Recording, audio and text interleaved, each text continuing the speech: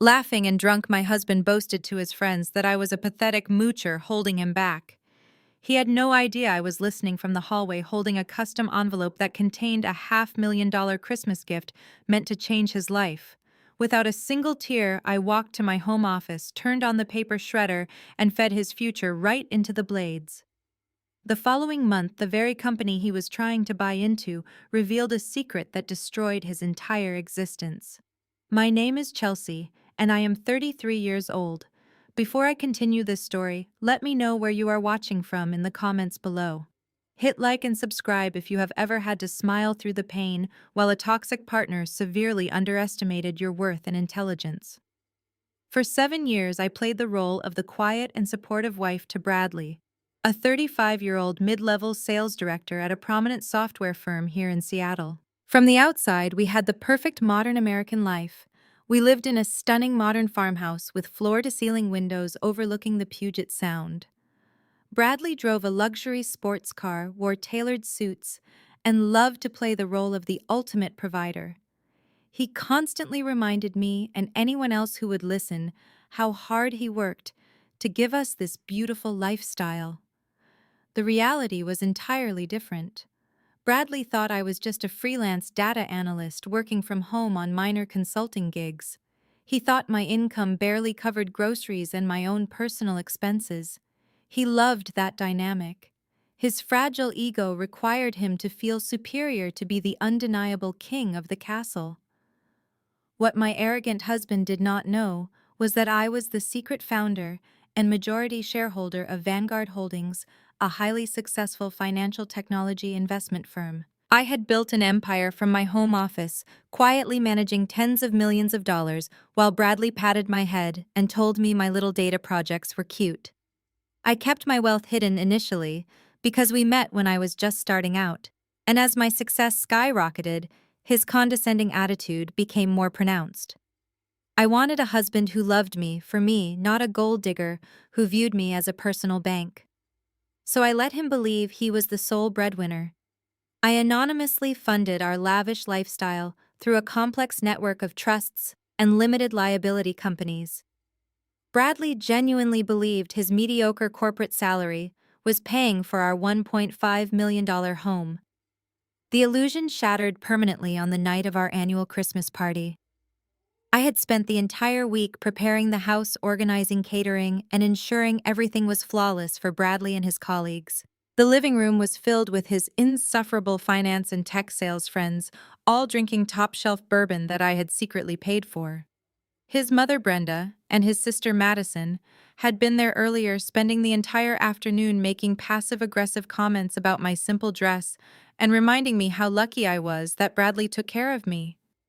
The only person in his family who ever treated me with genuine respect was his brother-in-law, Terrence. Terrence is an incredibly sharp African-American corporate lawyer specializing in mergers and acquisitions. He had quietly observed Bradley all evening with a look of professional disdain before excusing himself early. Terrence always seemed to know there was more to me than met the eye, but he kept his thoughts to himself and maintained a strictly neutral boundary. By midnight, most of the guests had left. Only Bradley and his inner circle of arrogant sales buddies remained in the den. I was in the kitchen, exhausted from playing the perfect hostess, cleaning up empty champagne glasses and half-eaten appetizers. I wiped my hands on a towel and picked up a heavy wax-sealed envelope from the kitchen island. It was Bradley's Christmas gift. For months, he had been complaining about needing serious capital to buy partner shares at a major tech firm called Apex. He whined constantly that he was stuck in middle management and just needed a break to become a true executive. Despite his flaws and his increasingly dismissive behavior toward me, I had decided to believe in his potential one last time. I had my lawyers draft a contract granting him full management rights over a $500,000 trust fund. It was the startup capital he desperately craved. I was finally going to reveal a portion of my wealth and give him the boost he always wanted. Holding the envelope, I walked quietly down the hardwood hallway toward the den to give it to him. The door was slightly ajar. The smell of expensive cigars and spilled whiskey drifted out along with the sound of raucous drunken laughter. I stopped in my tracks when I heard my own name. Chelsea is fine for keeping the house clean, Bradley was saying, his voice booming with drunken arrogance. But let us be honest, she is a pathetic moocher. Her entire life revolves around sitting in pajamas, typing on her laptop for freelance pennies. I am the one carrying the mortgage on this massive house. I carry all the financial weight. It is exhausting dragging her along. One of his friends laughed and asked why he stayed with me if I was such a financial and social burden. Bradley snorted the sound, dripping with absolute contempt. I am not staying. I am just getting my ducks in a row. I am finalizing the paperwork to buy those partner shares at Apex next quarter. Once that deal goes through and my executive status is locked in, I am kicking her out of this house. I am moving Ashley in by spring. Ashley actually understands my ambition. The hallway felt like it was spinning. My breath caught in my throat. Ashley was his 24-year-old sales assistant. I had met her at company dinners. She was young, bubbly, and constantly hanging on his every word. He had been having an affair, planning to discard me and plotting to throw me out of a house that I actually owned, all while mocking my career to his friends. For a fraction of a second, the old me, the dutiful wife who just wanted to be loved, wanted to burst into the room, throw the envelope at his face, and scream in agony. I wanted to demand an explanation. I wanted to cry and ask why I was not good enough, but that weakness evaporated as quickly as it came. The woman standing in the hallway was not a helpless, dependent housewife. I was a self-made millionaire, a chief executive officer, who negotiated cutthroat corporate deals for breakfast. I did not do dramatic screaming matches. I did absolute calculated destruction. I looked down at the beautiful wax-sealed envelope in my hands. $500,000 of my hard-earned money ready to be handed to a man who was sleeping with his assistant and calling me a parasite. Without making a single sound, I turned around and walked away from the den. I bypassed the kitchen and went straight into my locked home office. I turned on the heavy-duty industrial paper shredder sitting next to my desk. The machine hummed to life with a low, menacing growl. I did not open the envelope. I did not hesitate. I simply fed the thick parchment right into the steel blades. I watched his $500,000 Christmas gift turn into worthless confetti. That sound, the aggressive grinding of the shredder destroying his unearned capital, was the most satisfying sound I had ever heard. It was the sound of my blind loyalty dying and the sound of my ruthless retaliation being born. Bradley thought he was a strategic genius playing a naive housewife. He had no idea he had just declared war on a woman who owned the very ground he walked on. I did not storm into the den to confront him. Confrontation is for people who lack leverage, and I held all the cards. I walked past the laughter echoing down the hall and went straight to our master suite. I pulled my sleek, hard-shell suitcase from the top shelf of the walk-in closet. I packed with absolute precision. There were no tears and no emotional breakdowns. I left behind the cheap jewelry he had bought me with what he thought was his impressive holiday bonus. I left behind the conservative dresses his mother had picked out for me to wear to his corporate events. I only packed my tailored business suits, my secure hard drives, and the encrypted laptop that served as the central command for Vanguard Holdings. That single piece of hardware was worth more than his entire software firm combined. Down the hall, Bradley was still shouting to his friends about his impending promotion and how he was going to upgrade his life by moving his young assistant into the house. I zipped my suitcase shut with a sharp, definitive pull. I did not leave a dramatic, tear-stained note on the pillow. I walked down the back staircase, slipped into the garage, and bypassed the luxury sports car he loved to show off to the neighbors. I had already ordered an executive black car service from a private app. As the dark SUV pulled away from the driveway of the massive estate that I secretly owned through a blind trust, I did not look back even once.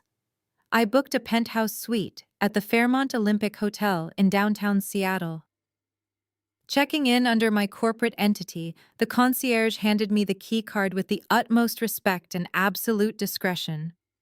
This was the world I actually belonged to, not the subservient domestic prison Bradley and his family had tried to force me into. I woke up the next morning surrounded by crisp white linens and the quiet, powerful hum of the city below. There was no mess to clean. There were no empty whiskey glasses, no stale cigar smells, and no arrogant men expecting me to serve them. I ordered room service requesting black coffee and a smoked salmon Benedict and opened my laptop. The financial markets were already opening on the East Coast, and I had millions of dollars in tech equities to manage. But before I could review my daily portfolio, my personal cell phone began to ring. The caller ID flashed with a name that instantly made my jaw clench. Brenda, my mother-in-law. I pressed answer and put the phone on speaker, setting it next to my coffee cup. I did not even get a chance to say a simple hello. Her shrill, grating voice blasted through the speaker, vibrating with entitlement. "Chelsea, where on earth are you, Bradley? Just woke up to a house completely trashed from last night. Are you out of your mind leaving a mess like this for my son to clean up?" Her tone was dripping with the same venom she had used against me for 7 long years. I sat back and listened, letting her dig her own grave. What kind of wife abandons her duties just because she wants to throw a little tantrum? Brenda continued, her voice rising in pitch and volume. Bradley works himself to the bone to provide a luxury roof over your head. He pays for your food, he buys your clothes, and he lets you play around on your computer all day with your little freelance hobby. The absolute least you can do is keep his house spotless. You are completely useless. You should be down on your knees thanking God a successful, handsome man like him even looks at you. You owe him everything. You owe this entire family everything. Now get back here immediately and do your job before he decides he has had enough of your laziness. I picked up my coffee cup and took a slow, deliberate sip. For years I had swallowed those vicious insults. I had let Brenda treat me like an unpaid maid because I thought that was the price of keeping the peace in a marriage. I thought if I stayed humble and supportive, they would eventually see my worth and treat me like an equal. I was completely wrong. They did not want a daughter-in-law. They wanted a servant they could openly despise to make themselves feel wealthy and important. I did not raise my voice. I did not defend my career or explain that her precious son was a cheating fraud who was about to face complete financial ruin. I simply reached out and pressed the red button, ending the call right in the middle of her unhinged screaming fit. I opened my private banking application on my laptop. I navigated directly to the Platinum Wealth Management page. Brenda had been using a supplementary credit card linked to that specific account for the past 4 years. Bradley always told her he was paying for it out of his own executive salary. He loved playing the generous, highly successful son who could afford to spoil his mother. In reality, that card was tied directly to a private family trust funded entirely by my company Vanguard Holdings. I was the one quietly paying for her weekly spa days, her expensive country club lunches, and her absurd boutique shopping habits. With 2 clicks on my trackpad, I located her specific card number in the registry. I selected the option for permanent deactivation and selected unauthorized user as the reason code. I confirmed the action. The screen flashed a green checkmark indicating the card was instantly and permanently blocked across all global networks. I closed the laptop, finished my coffee, and smiled out at the Seattle skyline. Let her try to pay for her luxury brunch with her friends this afternoon. I did not storm into the den to confront him. Confrontation is for people who lack leverage, and I held all the cards. I walked past the laughter echoing down the hall and went straight to our master suite. I pulled my sleek, hard-shell suitcase from the top shelf of the walk-in closet. I packed with absolute precision. There were no tears and no emotional breakdowns. I left behind the cheap jewelry he had bought me with what he thought was his impressive holiday bonus. I left behind the conservative dresses his mother had picked out for me to wear to his corporate events. I only packed my tailored business suits, my secure hard drives, and the encrypted laptop that served as the central command for Vanguard Holdings. That single piece of hardware was worth more than his entire software firm combined. Down the hall, Bradley was still shouting to his friends about his impending promotion and how he was going to upgrade his life by moving his young assistant into the house. I zipped my suitcase shut with a sharp, definitive pull. I did not leave a dramatic tear-stained note on the pillow. I walked down the back staircase, slipped into the garage, and bypassed the luxury sports car he loved to show off to the neighbors. I had already ordered an executive black car service from a private app. As the dark SUV pulled away from the driveway of the massive estate that I secretly owned through a blind trust, I did not look back even once.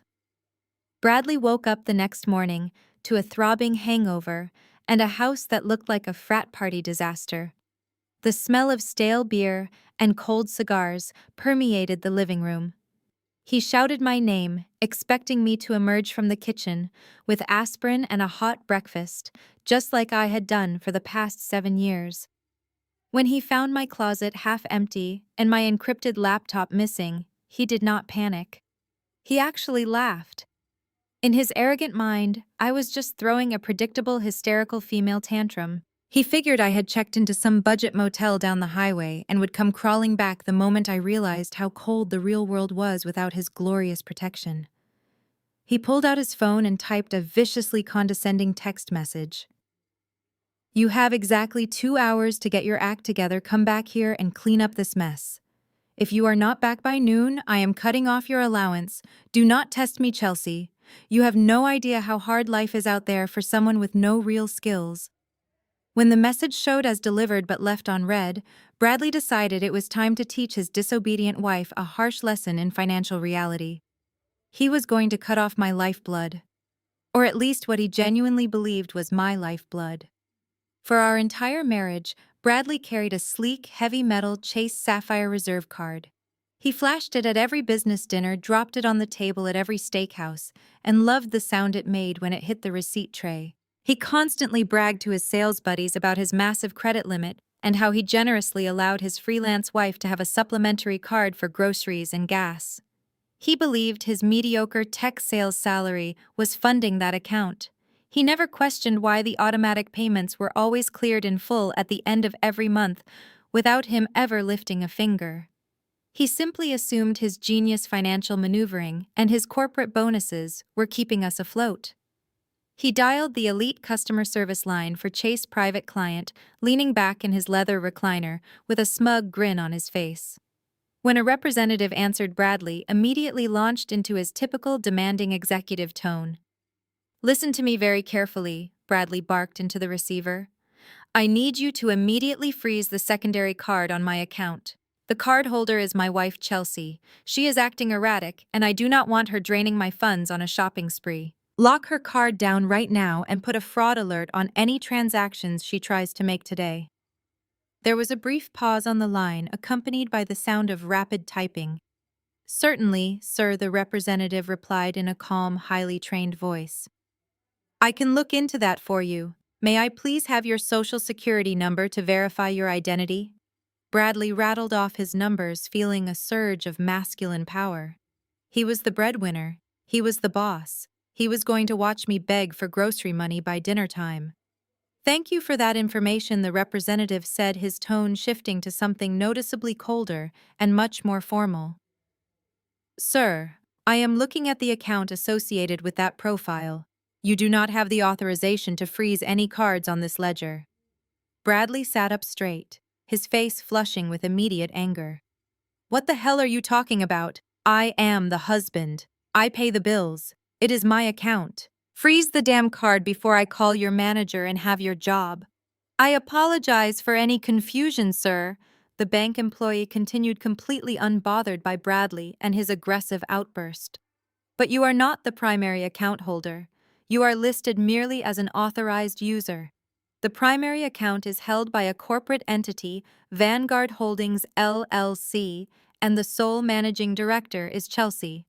Furthermore, I must inform you that the primary account holder contacted us at 8:15 this morning and completely revoked your authorized user privileges. Your metal card has been permanently deactivated. The color drained entirely from Bradley's face. The smugness vanished, replaced by a cold, creeping sense of dread. Revoked. What do you mean revoked? What about the $100,000 limit? You currently have zero access to that credit line, the representative stated with absolute finality. Your profile has been completely scrubbed from the Vanguard Holdings corporate account. If you have any further questions regarding your personal finances, I suggest you contact the primary account holder directly. Have a good day, sir. The line went dead. Bradley stared at his phone in absolute shock. The $100,000 safety net he used to fund his lavish fake lifestyle was gone. It had never been his to begin with. But the nightmare for Bradley was only just beginning. He had not stayed home to clean the house. He had a pressing engagement. Just 2 hours after that humiliating phone call, Bradley was standing in the opulent marble-floored lobby of the Four Seasons Hotel downtown. He had booked their premium executive suite for the weekend to pamper Ashley, his 24-year-old assistant and mistress. He had promised her a luxurious post-Christmas romantic getaway complete with couples massages, room service champagne, and a private shopping trip. Ashley stood next to him at the front desk, wearing designer sunglasses and holding a tiny teacup poodle, looking every bit the pampered mistress. She smiled adoringly at Bradley as the front desk manager presented the initial invoice for the weekend hold, which included the $2,000 suite deposit and the exorbitant spa charges they had already racked up that morning. "Will we be putting this on the Chase card on file, sir?" the manager asked, politely holding out a payment terminal. Bradley, sweating profusely inside his tailored suit coat, handed over his heavy metal card, praying the bank representative had made a system error. He offered Ashley a strained, confident smile. "Only the best for you, baby." He forced out his voice, cracking slightly. The manager swiped the card. The terminal beeped an angry, sharp tone. Declined. The manager frowned slightly and tried the chip reader. Declined. Unauthorized user. "I am so sorry, sir," the manager said, keeping his voice low to maintain discretion. "The transaction is not going through. Do you happen to have another method of payment?" Ashley pulled down her sunglasses, looking at Bradley with genuine confusion. "Brad, what is going on? I thought you said you owned the company. I want to go to the spa." Bradley fumbled for his wallet, his hands shaking wildly. He pulled out his actual personal credit card, the one tied to his real mediocre corporate salary. He handed it to the manager, his face burning bright red as other wealthy hotel guests began to glance over at the commotion. The manager inserted the second card. Another sharp beep echoed through the quiet lobby. Insufficient funds. "I am afraid this card is also declining, sir," the manager said, his tone dropping the polite warmth and adopting a firm, security-oriented edge. "We cannot authorize your room key or your spa access without a valid payment method." Ashley stepped back, her face twisting in utter disgust as she looked at the man who had promised her the world. "You do not even have money for a hotel room," she hissed loud enough for the concierge staff to hear. "You told me you were rich. You told me your wife was just a broke loser weighing you down." Bradley stood there completely paralyzed in the center of the lobby. His perfectly constructed, arrogant reality was collapsing in real time. He had no access to luxury. He had no power. He had absolutely nothing. And for the very first time in his life, he realized the terrifying truth. He was the broke loser, and I was the one who had been funding his entire existence. I sat by the window of my penthouse suite watching the Seattle ferries glide across the gray water. My phone vibrated on the glass coffee table. The screen lit up with a message from Madison, my incredibly superficial sister-in-law. Madison was a woman who defined her entire existence by the designer logos plastered across her handbags and the luxury brunch spots she tagged on her social media. She had always treated me like a pathetic charity case, constantly offering me her outdated, out-of-season clothes out of sheer pity. I picked up the phone and opened the message. It was a long, vicious block of text dripping with the unearned arrogance that ran deep in her family DNA. Bradley told me everything you crazy woman Madison wrote. You really thought you could just throw a temper tantrum and run away. Well, congratulations, you played yourself. Bradley is sitting with a ruthless divorce attorney right now. He is filing an emergency order to freeze all your joint bank accounts so you cannot steal his hard-earned money. He is also changing the locks on the house today. His lawyer said he has full legal grounds to kick you to the curb. You are going to get absolutely nothing in this divorce. You better start looking for a cardboard box to live in because my brother is taking the house, the cars, and every single penny. Have fun being homeless. I read the message twice. I did not feel a single ounce of fear or anxiety. I actually smiled. The sheer blinding ignorance of these people was truly a marvel to witness. Bradley had rushed to some strip mall lawyer spinning a fictional tale about being a wealthy tech executive victimized by a runaway housewife. He genuinely believed that the massive $1.5 million modern farmhouse we lived in was community property just because he paid the utility bills and ordered the landscaping service from his checking account. He clearly forgot or simply never understood the stack of legal documents he signed the week before our wedding. I opened my encrypted laptop and accessed my private legal server. I bypassed the financial portfolios and opened the real estate vault. I found the exact file I needed. It was a pristine, legally binding digital document containing the original deed, the property tax records, and the prenuptial asset schedule. I downloaded the file, attached it to a new message, and sent it directly to Madison. I did not send a long, emotional paragraph defending myself. I replied with absolute surgical precision. Read the attached document carefully, Madison, I typed. Tell your brother and his cheap lawyer to look at page 4. The document clearly outlined the indisputable truth. The property was not owned by Bradley. It was not even owned by me as an individual. The estate was owned entirely by Emerald Peak Holdings, LLC. It was a corporate entity that I had formed and funded 2 full years before I ever met Bradley. The house was purchased in cash by my company. It was an ironclad premarital asset completely shielded from any community property laws in the state of Washington. Bradley had zero equity in the property. He had zero legal claim to its financial value. In the strict eyes of the law, he was nothing more than a month-to-month tenant living in a house owned by my corporation. But I was not finished. I attached a second file to the message. It was a formal, legally binding 30-day notice to vacate, drafted and stamped by my elite corporate legal team at Vanguard Holdings.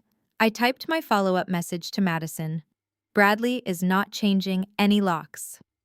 As the sole proprietor of the LLC that owns that property, I am serving him with an official eviction notice. He has exactly 30 days to pack his cheap suits and vacate my premises. If he damages a single wall or refuses to leave by the deadline, my legal team will have the county sheriff physically remove him for trespassing. You can tell him to start looking for his own cardboard box. I watched the read receipt appear on my screen. I knew Madison was staring at those documents, her perfectly manicured fingernails trembling as her brother's glorious financial illusion shattered before her eyes. But I was not done with her yet. Madison had spent years mocking my career, boasting about her own fabulous lifestyle. She always claimed she had a secret trust fund from a distant great-aunt that allowed her to buy authentic designer bags and vacation in luxury resorts, despite the fact that she did not work, and her husband Terrence was the only one bringing in a paycheck. Terrence was a brilliant, hard-working corporate attorney, but he was strict with their household budget to pay off his massive law school debt. Madison hated his financial discipline. She loved to flaunt her secret allowance to me, rubbing it in my face that she had generational wealth while I was just a struggling data analyst. What the foolish woman never knew was the actual identity of her secret benefactor. 5 years ago, when Madison and Terrence were struggling with their finances, I secretly intervened. I wanted to help them without damaging Terrence's fierce pride. I set up an anonymous family grant through one of my secondary financial institutions. It automatically wired $3,000 every single month into a private account in Madison's name. It was meant to ease their burden and help them build a solid foundation. Instead, Madison used my money to fund her vain, superficial shopping addiction, completely hiding the funds from her honest husband. She used my own money to buy the designer shoes she wore when she stepped into my house to insult me. I logged into the Vanguard Holdings internal banking portal. I navigated to the automated disbursement section and located the anonymous family grant tied to Madison's routing number. I hovered my cursor over the active status button. I typed my final message to her. By the way, Madison, have you ever wondered where that secret $3,000 monthly allowance actually comes from? The one you hide from Terrence to buy your expensive accessories. Did you really think a distant relative you never met was funding your shopping sprees? It was me. I set up that anonymous grant 5 years ago because I felt sorry for you. I am the one who paid for every luxury item you have been flaunting in my face all these years. I clicked the cursor. The automated transfer was permanently canceled. The account was closed. I hit send on my phone. Check your banking application, Madison. The gravy train just derailed. Your allowance is permanently terminated. You will have to ask your brother for shopping money now. Oh wait, he is about to be homeless. Have a fabulous day. I placed my phone face down on the table. The silence in my penthouse suite was incredibly peaceful. I did not need to see her reaction to know the absolute devastation she was experiencing. In the span of 10 minutes, I had legally evicted my arrogant husband from $1 million estate and completely bankrupted my vicious sister-in-law. They thought they were the predators, circling a weak and defenseless prey. They just realized they had walked directly into a slaughterhouse. I set my phone face down on the glass table. Madison was neutralized. Her luxurious fake lifestyle was completely dismantled with a single click. Now it was time to turn my crosshairs back to the primary target. I adjusted my posture in the ergonomic chair, took a deep breath of the quiet hotel air, and pulled my encrypted laptop closer. Bradley and I maintained one joint savings account at a local credit union. It was a modest fund containing about $150,000. I had set it up early in our marriage and seeded it with my own money just to give him a sense of shared financial responsibility. He always managed that specific account, proudly claiming he was building our nest egg. As a data analyst by trade and a financial technology architect by design, numbers are my native language. I bypassed the standard clunky banking portal and ran a custom diagnostic script I had written for Vanguard Holdings to track untraceable offshore routing numbers. Bradley was practically a caveman when it came to digital security. He used the same simple password for everything. The spreadsheet populated instantly on my screen. I did not even need to dig deep into the hidden layers of the ledger. Bradley had been funneling cash out of the joint account in steady calculated increments for the past 6 months. The total amount extracted was exactly $80,000. I traced the outgoing routing numbers with a few rapid keystrokes. $25,000 was wired directly to a luxury auto dealership over in Bellevue. I cross-referenced the transaction ID with public county vehicle registration records. The funds were used as a massive down payment on a brand new white Range Rover. The registered owner was Ashley. I kept scrolling down the ledger, my eyes scanning the digital footprints of his betrayal. Another $12,000 went to a high-end jeweler downtown. The transaction details listed a diamond tennis bracelet and matching earrings. There were also charges for weekend getaways to Napa Valley, expensive dinners at Michelin star restaurants, and designer handbags. Bradley was playing the billionaire sugar daddy using the very money I had quietly deposited into our emergency fund. The sheer audacity of his actions was almost laughable. He had called me a pathetic moocher to his friends.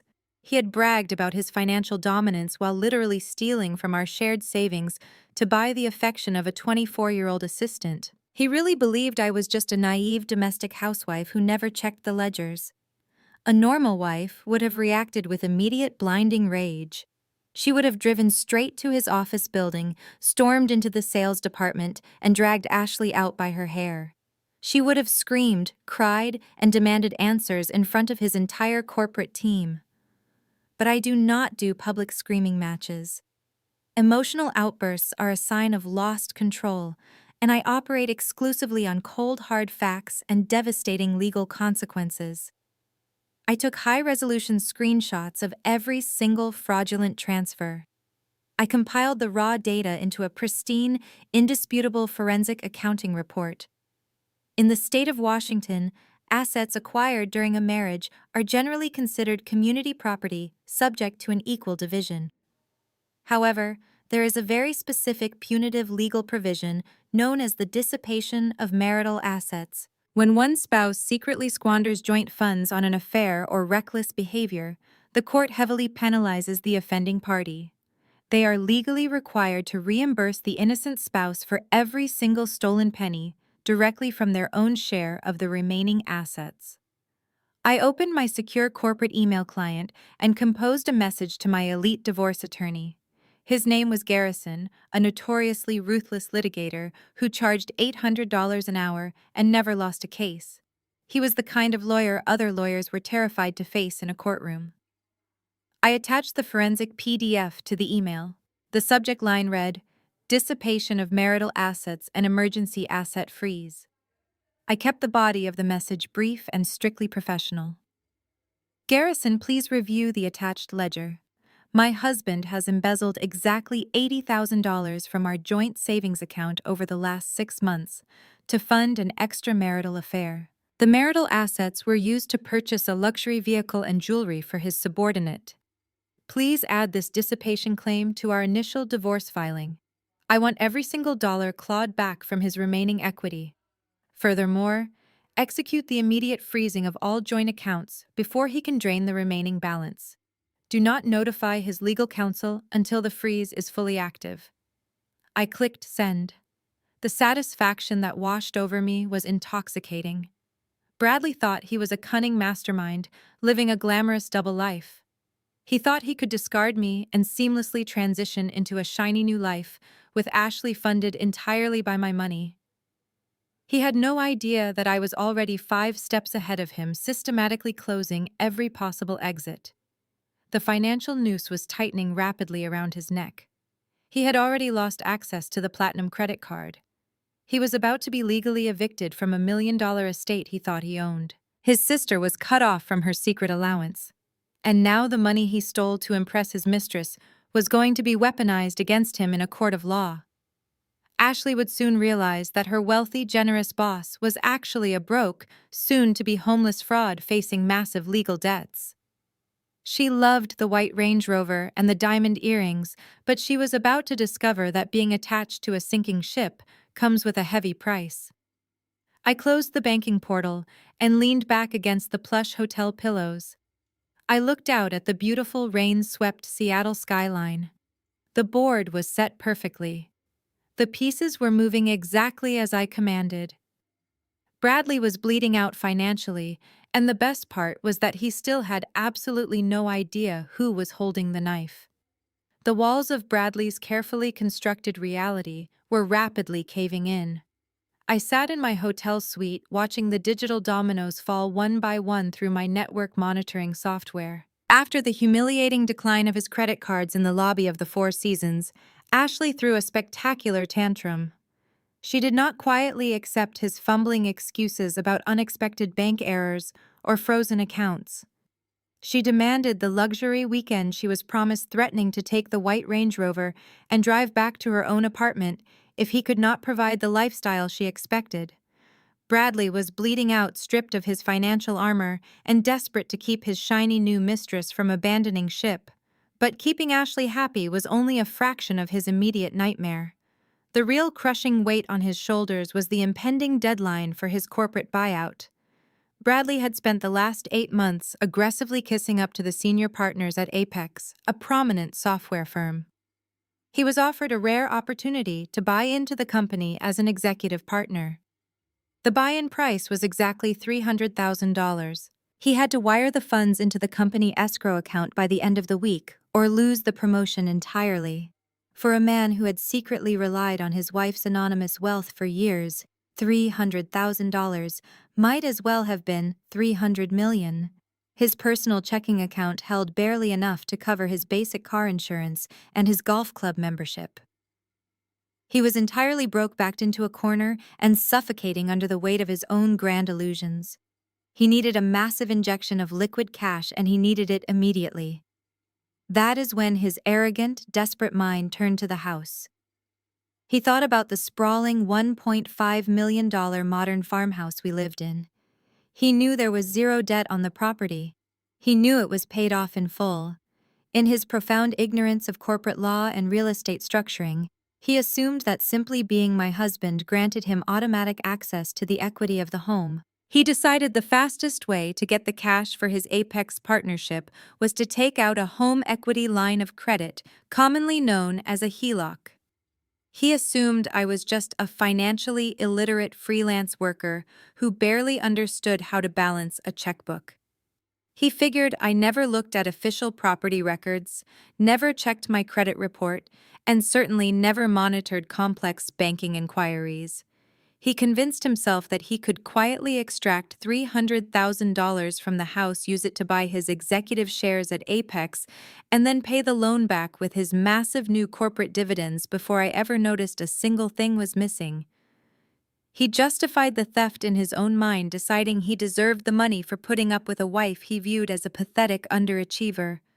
From the quiet sanctuary of my hotel room, I watched his entire fraudulent scheme unfold in real time. Because the property was owned exclusively by Emerald Peak Holdings LLC, any financial inquiry or credit pull against the asset triggered an immediate, highly encrypted alert directly to my private server.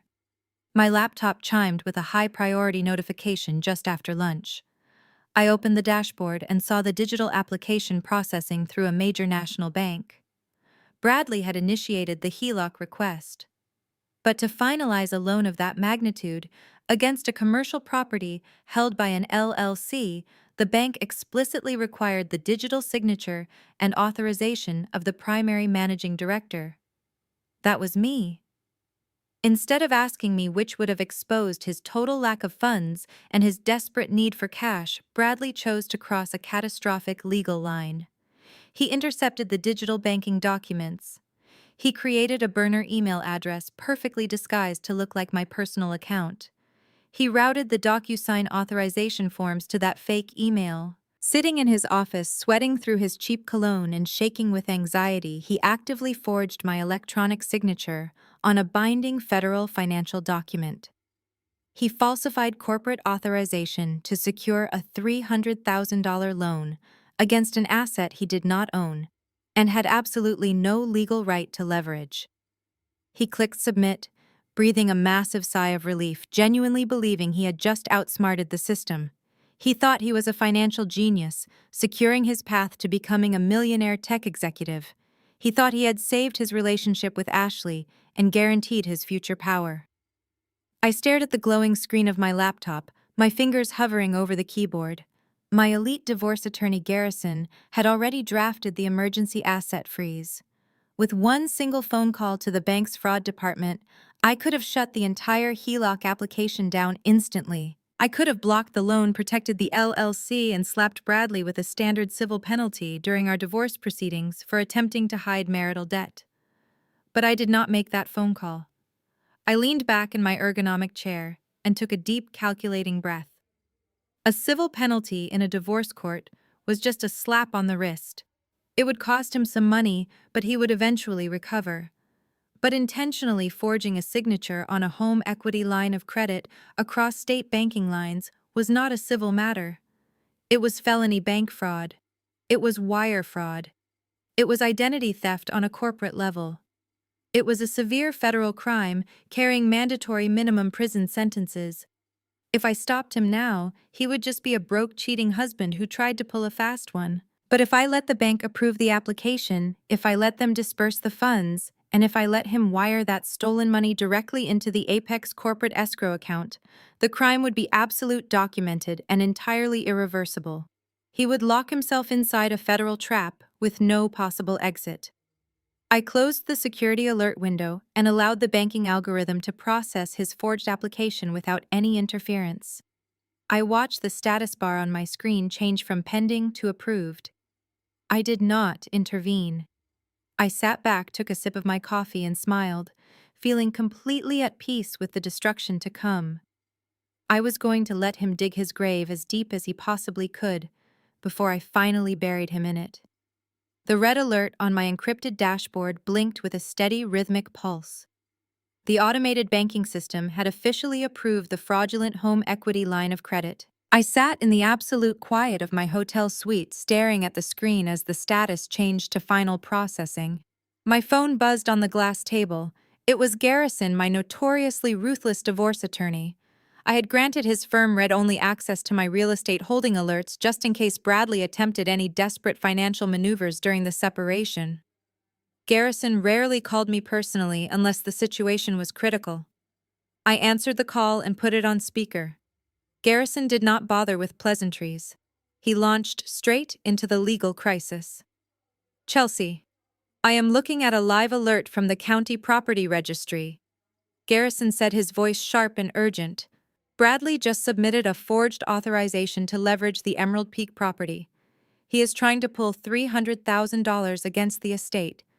I already have my paralegals drafting an emergency cease and desist order for the bank. I need your verbal authorization to contact the federal authorities immediately. We have to shut this disbursement down before the funds are released. This is a massive legal breach. I took a slow sip of my coffee, keeping my eyes locked on the digital progress bar on my monitor. Do not send the cease and desist, I said. And absolutely do not call the authorities yet. Stand down, Garrison. There was a heavy silence on the other end of the line. Garrison was a man who charged $800 an hour to destroy people in court. He was not used to clients telling him to ignore blatant financial crimes. Chelsea, you need to understand the severity of this situation. Garrison warned, his tone dropping an octave. Your husband is committing identity theft and bank fraud. If we call the fraud department right now, we can stop the transfer. We can flag the account, report the forged digital signature, and have him arrested by the end of the day for attempted fraud. We have him dead to rights. I smiled, though he could not see it. Attempted fraud is the key phrase there, Garrison. If we stop him now while the transaction is still pending, his cheap defense lawyer will argue that it was a marital misunderstanding. They will claim he genuinely believed he had joint authority over the LLC. They will say it was a digital glitch or a miscommunication. A sympathetic judge might just give him a slap on the wrist, a hefty fine, and some community service. I do not want community service for him. I want absolute, irreversible destruction. Garrison let out a low breath. You want to let the trap snap shut completely? Exactly, I replied. I know the exact legal parameters of federal wire fraud. If I stop the bank right now, it is just an attempt. But if we wait, the bank will release the $300,000 into a staging account. Bradley will then be forced to initiate an outgoing wire transfer to purchase his highly coveted partner shares at Apex. The second he uses a federal banking wire to send stolen funds across state lines or into a corporate escrow account, the crime is complete. It becomes a severe federal felony under Title 18 of the United States Code. There is no gray area. There is no defense strategy that can save him. He will be facing decades in a federal penitentiary.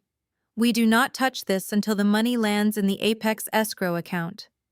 I could hear Garrison shifting in his leather chair. A low chuckle rumbled through the phone speaker. He respected ruthlessness, and he realized I was playing a game of chess while Bradley was playing checkers. You are a terrifying woman, Chelsea, Garrison said, his voice laced with profound professional respect. I will hold the injunction. We will monitor the routing numbers. The moment that wire clears the Federal Reserve Network and hits the Apex holding account, I will prepare the evidence binder for the Federal Bureau of Investigation. We ended the call, and the real waiting game began. The next 48 hours were a masterclass in psychological discipline. I did not leave my penthouse suite. I ordered all my meals through room service and kept my eyes glued to the dual monitors I had set up on the dining table. I imagined Bradley sitting in his cramped mid-level management office, sweating through his expensive dress shirt. He was probably checking his fake email account every 5 minutes, praying the bank would not call to verify the corporate ownership details. He was terrified of losing his young, demanding mistress. He was terrified of losing his chance to become a powerful tech executive. He was completely blinded by his own toxic ambition. Thursday morning broke with heavy rain lashing against the floor-to-ceiling windows of my suite. I refreshed the banking portal at exactly 9 in the morning.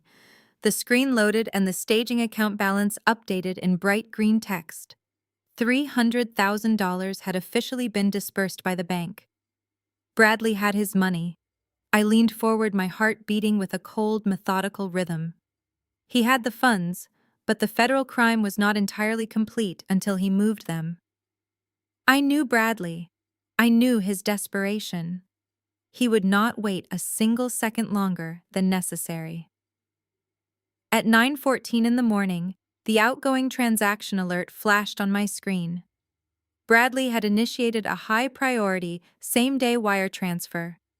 He authorized the entire $300,000 balance to be moved immediately. I tracked the routing numbers as the digital currency left the staging account. It bypassed the local clearinghouse and entered the federal banking network. I watched the destination data populate on my screen. The receiving institution was a secure corporate escrow account managed by the legal department of Apex Software. The funds were specifically earmarked for the executive partnership buy-in program. Bradley was officially trying to buy his seat at the big table using money he had just stolen by forging my signature. He thought he had just won the ultimate victory. He probably sent a smug text message to his mistress, right at that moment, telling her to start packing for their new luxury life together. At 9:27 in the morning, the status indicator on my monitor turned solid blue. The transaction was marked as settled and cleared. The money had officially landed in the Apex escrow account. The funds were locked. They could not be recalled. They could not be canceled. Bradley had successfully pushed the stolen money across the federal wire system. The trap had just slammed shut with a deafening invisible force. He was no longer just a cheating husband making poor financial decisions. He was a documented federal criminal who had just committed wire fraud and major bank fraud. He had left an indisputable digital paper trail that led directly back to his personal IP address and his fake email account. There was no escaping the reality of what he had just done. I picked up my phone and dialed Garrison back. The line connected instantly. The wire just cleared into the Apex corporate escrow account, I said, keeping my voice perfectly level. The transaction is final. The fraud is complete. I have the confirmation on my end as well. Garrison replied, the sound of keyboard clicking echoing in the background. The evidence binder is locked. We have him exactly where we want him, Chelsea. I hung up the phone and looked out at the pouring rain. Bradley was currently celebrating his magnificent corporate triumph. He had no idea that the money he just proudly transferred was going straight into a company that I was secretly preparing to consume entirely. He had just handed me the very weapon I would use to destroy his career, his freedom, and his entire arrogant existence. Terrence sat at his polished mahogany desk on the 40th floor of his downtown Seattle law firm, staring intensely at the dual monitors illuminating his face. As the lead mergers and acquisitions attorney managing the Apex software portfolio, his job was to ensure absolute legal compliance during their massive internal restructuring. Apex was currently in the final stages of being quietly acquired by Vanguard Holdings, a private equity juggernaut that demanded flawless ledgers and zero liabilities. Terrence rubbed his temples, pulling up the latest escrow disbursement report. His sharp, analytical mind, the very trait that made him a formidable corporate lawyer, snagged on a glaring anomaly. A federal wire transfer for $300,000 had just cleared into the executive partnership holding account. The sender on the digital ledger was Bradley. Terrence frowned deeply, tapping his expensive fountain pen against his leather blotter. As an African-American man who had fought relentlessly for every ounce of his success in the corporate legal world, Terrence possessed a highly attuned radar for fraud. He also knew his brother-in-law intimately. He knew Bradley was a loud, arrogant middle manager who spent every dime he earned on leased sports cars and cheap country club drinks to maintain a fake image of wealth. He also knew his own wife Madison constantly complained about Bradley asking to borrow cash to cover his golf fees. There was absolutely no logical universe where Bradley had $300,000 in liquid capital sitting around. Terrence ran a quick, highly discreet query through the federal banking routing data attached to the wire. The funds did not originate from a standard personal checking account or a legitimate investment liquidation. They came from a freshly approved home equity line of credit tied to a commercial entity named Emerald Peak Holdings, LLC. Terrence narrowed his dark eyes and pulled up the state corporate registry. Bradley was not listed anywhere on the LLC operating agreement. The red flags instantly multiplied into a massive legal disaster. A man with no liquid assets had just wired a massive sum of money originating from a corporate credit line he did not legally own. In the ruthless world of corporate acquisitions, accepting funds tied to identity theft or bank fraud could completely derail the Vanguard Holdings buyout. It was a toxic radioactive liability. Terrence had a strict ethical obligation to protect the firm, even if the person committing the felony happened to be married to his sister-in-law. He had always maintained a strict neutral boundary when it came to his wife's toxic family. He knew Madison and Bradley treated Chelsea horribly, but he kept his head down and focused on his work. Now Bradley had dragged his criminal behavior right onto Terrence's desk. He could not take this to the current Apex board of directors. They were too desperate for the acquisition cash to care about one questionable executive buy-in. Terrence needed to go directly to the top.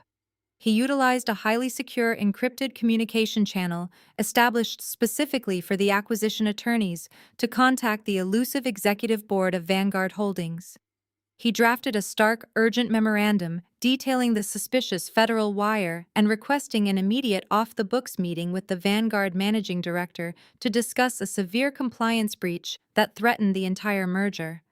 Less than 10 minutes later, his encrypted inbox pinged with a response. The message was incredibly brief. It dictated a time and a location for a private meeting that very afternoon. The location was the Rainier Club, a hyper-exclusive members-only establishment in the heart of the financial district, where billionaires conducted their high-stakes business far away from public scrutiny. Terrence packed his sleek briefcase with the printed escrow ledgers and the LLC registry documents. He adjusted his tailored suit, a silent armor he wore navigating these high-pressure environments. He prided himself on his unwavering integrity and his flawless track record.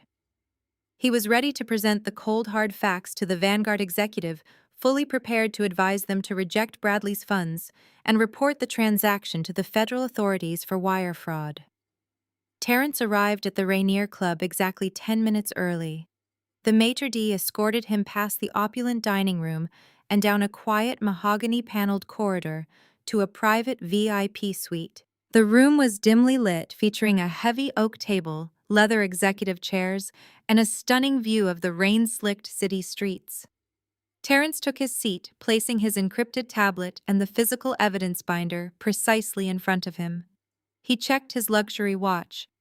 He expected a silver-haired titan of industry, a ruthless venture capitalist, or perhaps a senior legal proxy sent to handle the dirty work.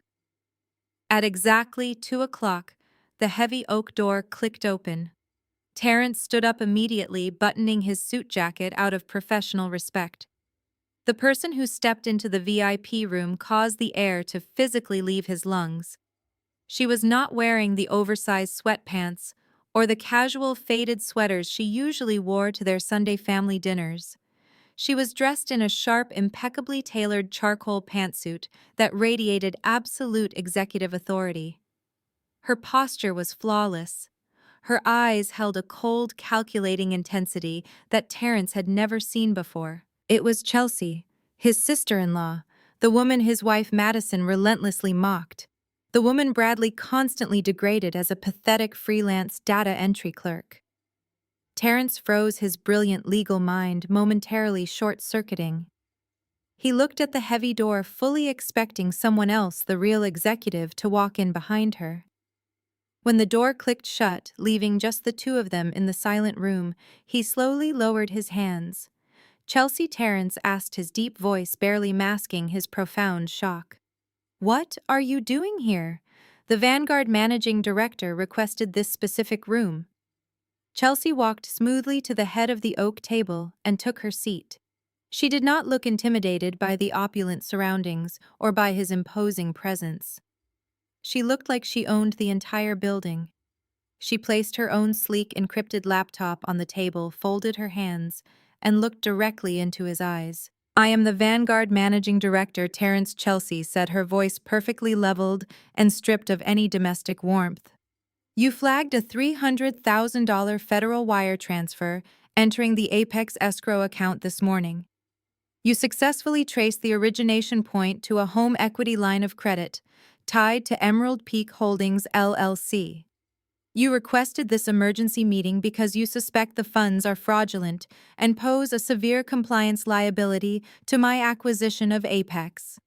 Terrence slowly sank back into his leather chair, staring at the woman across the table. The pieces of the puzzle slammed together in his head with terrifying, undeniable clarity.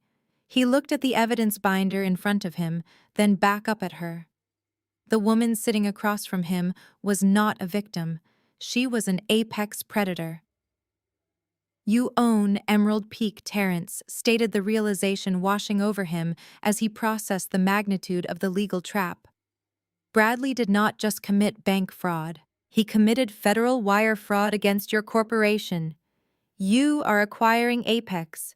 You are the shadow buyer."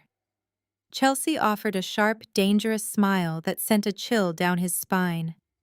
"And you, Terrence, are the only lawyer in that entire building smart enough to catch him. We have a lot of work to do before tomorrow morning." Terrence leaned forward, resting his forearms on the heavy oak table. The silence in the VIP suite was absolute, broken only by the faint drumming of the Seattle rain against the windowpane. He looked at the woman sitting across from him, entirely reevaluating everything he thought he knew about his wife's family. Chelsea did not offer a nervous smile or a defensive explanation. She simply opened her encrypted laptop and turned the screen toward him. "Look at the capitalization structure," Terrence Chelsea said, her voice maintaining that chilling, executive calm. "Vanguard Holdings holds a controlling 80% stake in the private equity fund executing the Apex software buyout. I built Vanguard from the ground up over the last decade. Bradley has spent our entire marriage believing I was a low-level data clerk struggling to find freelance contracts. He used that illusion to justify his constant financial abuse and his rampant infidelity." Terrence scanned the digital documents displayed on the screen. The corporate registries, the holding company structures, the ironclad prenuptial agreements. It was a masterpiece of financial architecture. His brilliant legal mind easily verified the authenticity of the records. He let out a slow, measured breath. He had always known Madison and her family were deeply toxic. Madison spent her days obsessed with designer labels and manufactured social media status, constantly draining his patience with her superficial demands. Brenda, his mother-in-law, was a vicious matriarch who measured a person's worth entirely by their bank account. Terrence had endured their thinly veiled prejudice and their endless greed for years, isolating himself in his work to preserve his own sanity. He had worked twice as hard as his privileged peers to secure his position as a top-tier corporate lawyer. Integrity was his only currency. Now his arrogant, cheating brother-in-law had dragged a massive federal felony right into the middle of Terrence's multi-million-dollar acquisition deal. "Bradley forged your signature on a federal banking document to secure a home equity line of credit," Terrence stated, summarizing the facts with razor-sharp precision. "He bypassed the LLC protections, illegally leveraged a commercial asset he does not own, and executed a wire transfer across state lines. He deposited $300,000 of stolen capital into the Apex escrow account to purchase executive partner shares." Chelsea nodded once. "And he did it while actively planning to throw me out of my own house so he could move his 24-year-old assistant into the master bedroom." Terrence closed his eyes for a brief second, feeling a wave of absolute disgust for the man. Bradley was not just a fool. He was a reckless, arrogant criminal whose blind ambition was about to detonate a corporate bomb. If Terrence allowed those fraudulent funds to clear the final audit, it would poison the entire acquisition. It would compromise Terrence's law firm and expose them to catastrophic federal liabilities. You could have stopped the transfer at the bank level, Terrence noted, opening his eyes to meet her gaze. You could have frozen the application before the funds ever hit the Apex holding account. Why did you let the wire clear? Because stopping him at the bank level would only result in a slap on the wrist. Chelsea replied, her tone dipping into something terrifyingly absolute. He would hire a cheap defense attorney, claim marital miscommunication, and walk away with a fine. I do not want him to walk away. I want him to face the exact consequences of his arrogance. Federal wire fraud carries a mandatory prison sentence. He chose to steal. He chose to forge federal documents. I merely provided the rope, and he eagerly tied the noose around his own neck. Terrence looked at the evidence binder he had brought with him. He had walked into this room fully prepared to advise a faceless venture capitalist to reject the funds and report the breach to the authorities. He had fully intended to throw Bradley to the wolves to protect his own professional integrity and the reputation of his firm. Knowing that Chelsea was the architect of this trap did not change his ethical obligations. In fact, it solidified them. He thought about Madison, who had likely spent her morning shopping with money she did not earn. He thought about Brenda, who had probably spent her day bragging to her country club friends about her son's impending promotion. The entire family was built on a foundation of lies, entitlement, and stolen valor. Terrence was completely exhausted from carrying the moral weight of their dysfunction. He was done protecting people who despised hard work and operated on pure, unadulterated greed. He looked at Chelsea, realizing she was the only person in this entire chaotic family web who actually shared his core values of discipline and accountability. I have a fiduciary duty to protect the acquiring entity in this merger, Terrence said, his deep voice resonating with absolute conviction. Vanguard Holdings is my client. You are my client, Chelsea. My ethical obligation is to ensure that no fraudulent capital enters the Apex corporate structure. Bradley's actions represent a severe, undeniable breach of federal law and corporate compliance. Chelsea offered a small, calculating smile. I was hoping you would see it that way. You are the only person in that family I have ever respected, Terrence. You earned your position. You understand the law. I need an attorney who can facilitate the final phase of this acquisition without letting Bradley slip through the cracks. What exactly do you need me to do? Terrence asked, pulling a fresh legal pad from his briefcase and uncapping his fountain pen. Tomorrow morning, Bradley is scheduled to sign his executive partnership agreement in the Apex boardroom, Chelsea explained, leaning forward to outline the final maneuver. He expects to walk into that room, sign a standard contract, and be handed his new corporate title. I want you to draft the final paperwork for that meeting, but it will not be a standard partnership agreement. Terrence began writing rapidly, his legal mind immediately grasping the strategy. You want a comprehensive termination package combined with a formal notice of frozen assets. Exactly, Chelsea confirmed. I want a document that explicitly outlines his termination for cause due to severe ethical violations and financial fraud. I want the paperwork to legally freeze the $300,000 currently sitting in the escrow account, pending federal investigation. I want him to sit down at that polished mahogany table, expecting to be crowned king, only to be handed his own financial death warrant. I will draft the documents personally. Terrence stated, his pen flying across the legal pad. I will ensure the termination clause is absolutely ironclad. We will strip him of all unvested stock options, revoke his severance package, and formally notify him that his escrow funds have been seized by the Corporate Compliance Division due to suspected wire fraud. He will leave that room with absolutely nothing. Chelsea closed her encrypted laptop and slid it into her leather tote bag. And Terrence, I will be attending that meeting personally. I am taking the seat at the head of the table as the new primary shareholder of Apex Software. I want to look him in the eyes when he realizes he just tried to steal from his own boss. Terrence neatly folded his notes and placed them back into his briefcase. He stood up, buttoned his suit jacket, and extended his hand across the heavy oak table. He felt a profound sense of professional alignment and a deep, quiet satisfaction. The days of indulging his wife's toxic gold-digging family were officially over. He was standing on the right side of the law, and he was standing on the right side of justice. "I will have the documents finalized and stamped by 8 o'clock tomorrow morning," Terrence said, shaking her hand with a firm, respectful grip. "It will be a pleasure doing business with you, Madam Chairman.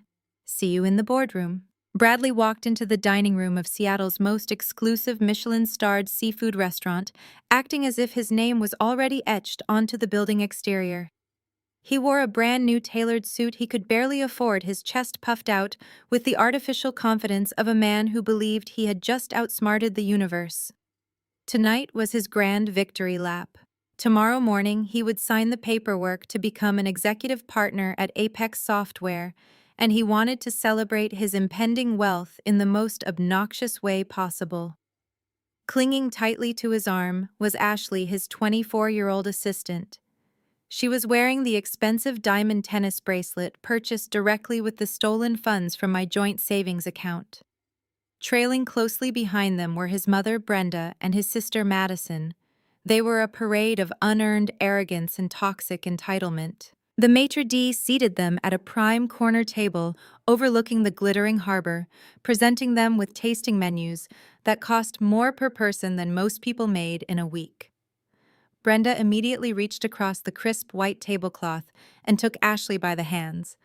"I cannot tell you how refreshing it is to finally sit at a table with a woman who actually appreciates my son."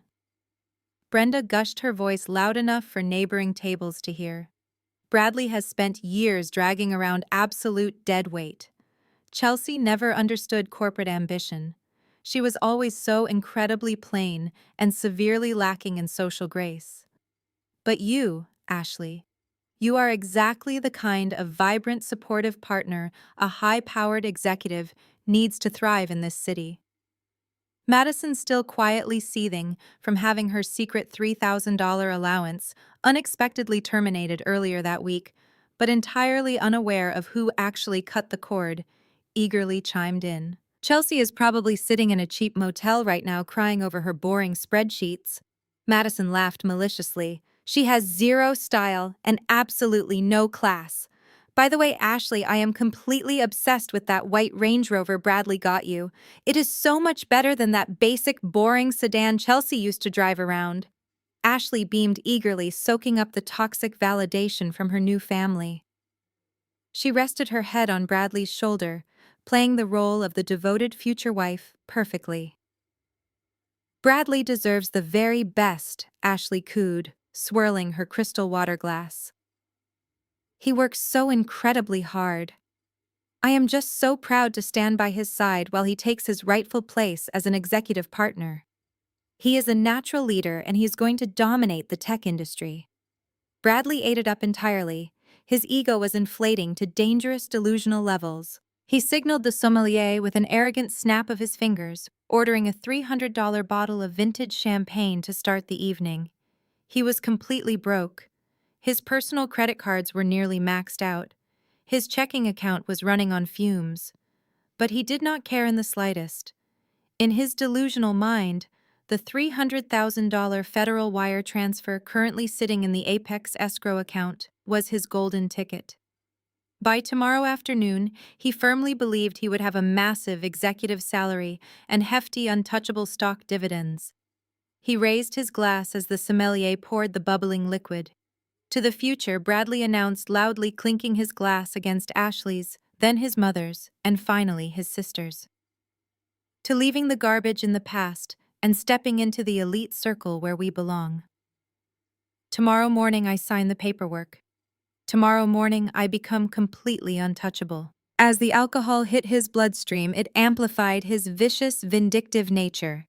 He wanted me to know exactly what I was missing. He wanted to twist the knife and make sure I felt as small and pathetic as he had always claimed I was. He pulled out his smartphone and leaned in close to Ashley, wrapping his arm tightly around her waist. He motioned for Brenda and Madison to lean into the frame. They all smiled brightly, raising their expensive champagne flutes toward the camera lens. He snapped the photo, capturing their collective arrogant joy. Bradley opened his message thread with me. He attached the glowing high-resolution picture of his new perfect family unit. Then he typed out a message dripping with venom and supreme overconfidence. "Prepare to sign the divorce papers and get out of my way," Bradley typed, his thumbs striking the screen aggressively. "We are out celebrating my massive promotion. Tomorrow morning, I will officially be a partner at Apex Software. You are completely irrelevant now. You have absolutely no chance of touching a single dime of my assets. Have a nice, miserable life, loser." He hit send with a hard tap of his finger, setting his phone face up on the table so he could watch for my inevitable, emotionally devastated reply. Across the city, high above the rain-slicked streets in the silent luxury of my Fairmont penthouse suite, my phone vibrated on the glass coffee table. I was currently reviewing the final termination and asset seizure documents Terrence had securely transmitted to my server. The legal phrasing Terrence used was an absolute masterpiece of corporate destruction. I picked up my phone and opened the new message. I stared at the photo of Bradley, Ashley, Brenda, and Madison. They looked so incredibly smug. They looked like predators celebrating a successful hunt, completely unaware that they were actually the prey. I read the text message twice. The sheer blinding stupidity of his words was almost poetic. He was bragging about becoming a partner at a company I was actively acquiring. He was boasting about protecting his assets using money he had explicitly stolen from me through federal wire fraud. He was sitting at a Michelin-starred restaurant, running up a bill he could not possibly afford, flanked by women who would abandon him the very second his bank accounts hit zero. I did not feel a single shred of anger. I did not feel the need to type out a long emotional paragraph defending my worth or expressing my hurt. I did not warn him about the federal agents that would soon be waiting for him in the lobby of his own office building. I simply opened the emoji keyboard on my phone. I scrolled past the angry faces and the broken hearts. I selected the standard bright yellow thumbs-up symbol. I pressed send. I set the phone face down on the table and turned my attention back to the flawless legal documents Terrence had prepared. Tomorrow morning, Bradley was going to walk into the Apex boardroom expecting a glorious coronation. Instead, he was going to walk directly into a financial and legal slaughterhouse. The simple thumbs up was not a surrender. It was a silent confirmation that his execution was fully scheduled, legally bound, and ready to proceed. The morning sun broke through the heavy Seattle clouds, casting a sharp golden light across the floor-to-ceiling windows of my penthouse suite. Today was not just another Friday in the corporate world. Today was an execution. I stepped out of the massive hotel shower and wiped the steam from the vanity mirror. I looked at the woman staring back at me. For 7 years, I had deliberately dimmed my own light. I had worn faded, oversized sweaters and sensible flats to make a fragile, insecure man feel towering and significant. I had played the role of the quiet domestic wife perfectly. That role officially died last night. I opened the garment bag my private concierge had delivered an hour earlier. I bypassed the pastel colors and the conservative cuts that Bradley and his mother always tried to force onto me. Instead, I pulled out a custom-tailored midnight blue power suit. The cut was razor-sharp, designed to project absolute unapologetic authority. I paired it with a crisp white silk blouse and black stiletto heels that echoed like gavel strikes on the hardwood floor. I pulled my hair back into a sleek, severe style and applied a bold crimson lipstick. I did not look like a freelance data entry clerk. I looked like a woman who could dismantle a major financial institution before finishing her morning espresso. I gathered my encrypted laptop and walked out the door. My private driver was waiting at the curb in a black executive vehicle. The ride through the bustling downtown financial district was silent and smooth. We pulled up to the towering 50-story glass and steel skyscraper that housed the Apex Software global headquarters. This was the building where Bradley had spent the last 8 months desperately kissing the shoes of senior management.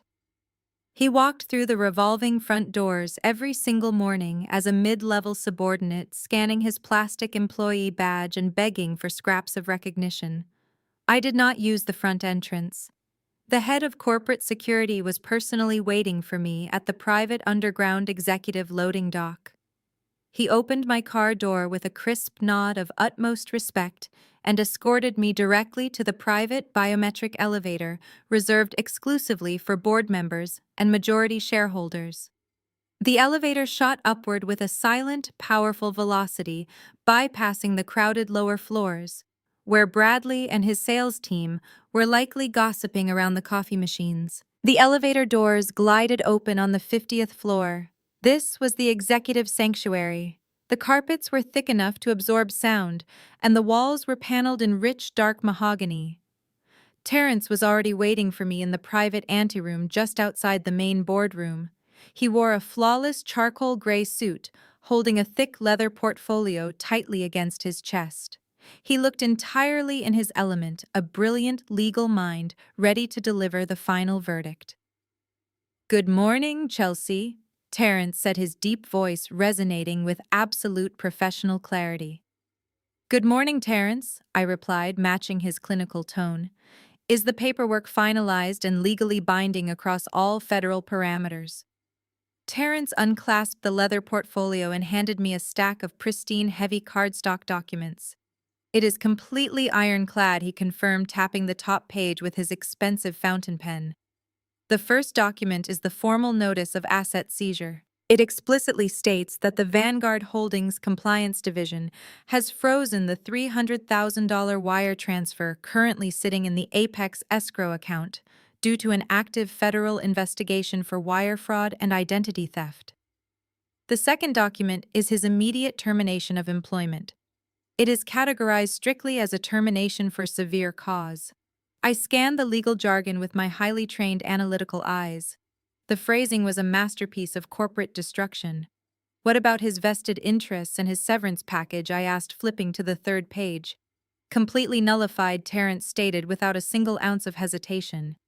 "The termination for cause clause immediately strips him of all unvested stock options, cancels his healthcare benefits by the end of business today, and explicitly revokes any financial severance. He will literally walk out of this building with nothing but the cheap suit on his back. Furthermore, I have already drafted the evidence binder containing the forged home equity line of credit application and the digital wire routing numbers. The Federal Bureau of Investigation, White Collar Crime Division, has an agent standing by on a priority channel. The second you give me the signal, I transmit the binder, and federal warrants will be issued." "Excellent work, Terrence," I said, handing the documents back to him. "You have protected this acquisition flawlessly. It is time to secure the room." We turned and walked toward the massive frosted glass double doors of the primary boardroom. 2 security guards stepped back and pulled the heavy doors open for us. The atmosphere inside the room was thick with palpable electric tension. The air was cool and smelled of expensive leather and polished wood. Seated around the massive 30-foot granite conference table were the 8 senior board members of Apex Software. These were the powerful men and women Bradley had been desperately trying to impress for months. They were the titans of the industry who held the keys to his entire arrogant future. As I crossed the threshold into the room, the dynamic shifted instantly. Every single executive seated around that massive table immediately stopped talking. They did not look at me with the dismissive arrogance Bradley always subjected me to. They did not see a pathetic freelance housewife. They saw the apex predator who had just orchestrated a hostile multi-million-dollar takeover of their entire corporate structure. As one synchronized unit, the 8 senior board members stood up from their leather chairs. They maintained a profound, deeply respectful silence as I walked the entire length of the room. The clicking of my stilettos was the only sound echoing off the glass walls. I reached the head of the table. "The current chief executive officer of Apex, A man who intimidated everyone in the building, including Bradley, lowered his head in a clear gesture of total submission. "Good morning, Madam Chairwoman," the chief executive officer said, his voice carrying the utmost deference. "We are fully prepared to execute the final transition of power." "Good morning, gentlemen," I replied, placing my encrypted laptop onto the polished granite surface. "You may sit."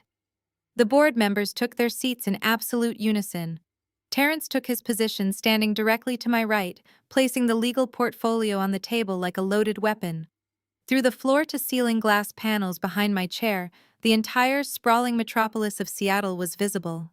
The bustling harbor, the crawling traffic on the interstate, the millions of people rushing to their jobs. From this altitude, they all looked like tiny, insignificant pieces on a massive chessboard. I was no longer a pawn. I was the hand moving the pieces. I adjusted the cuffs of my suit jacket and looked toward the frosted glass doors. I looked at the digital clock on the wall. It read 8:55 in the morning. The stage was flawlessly set. The lighting was stark and unforgiving. The executioners were in position. Bradley was scheduled to walk through those doors in exactly 5 minutes, fully expecting to be handed the keys to the kingdom.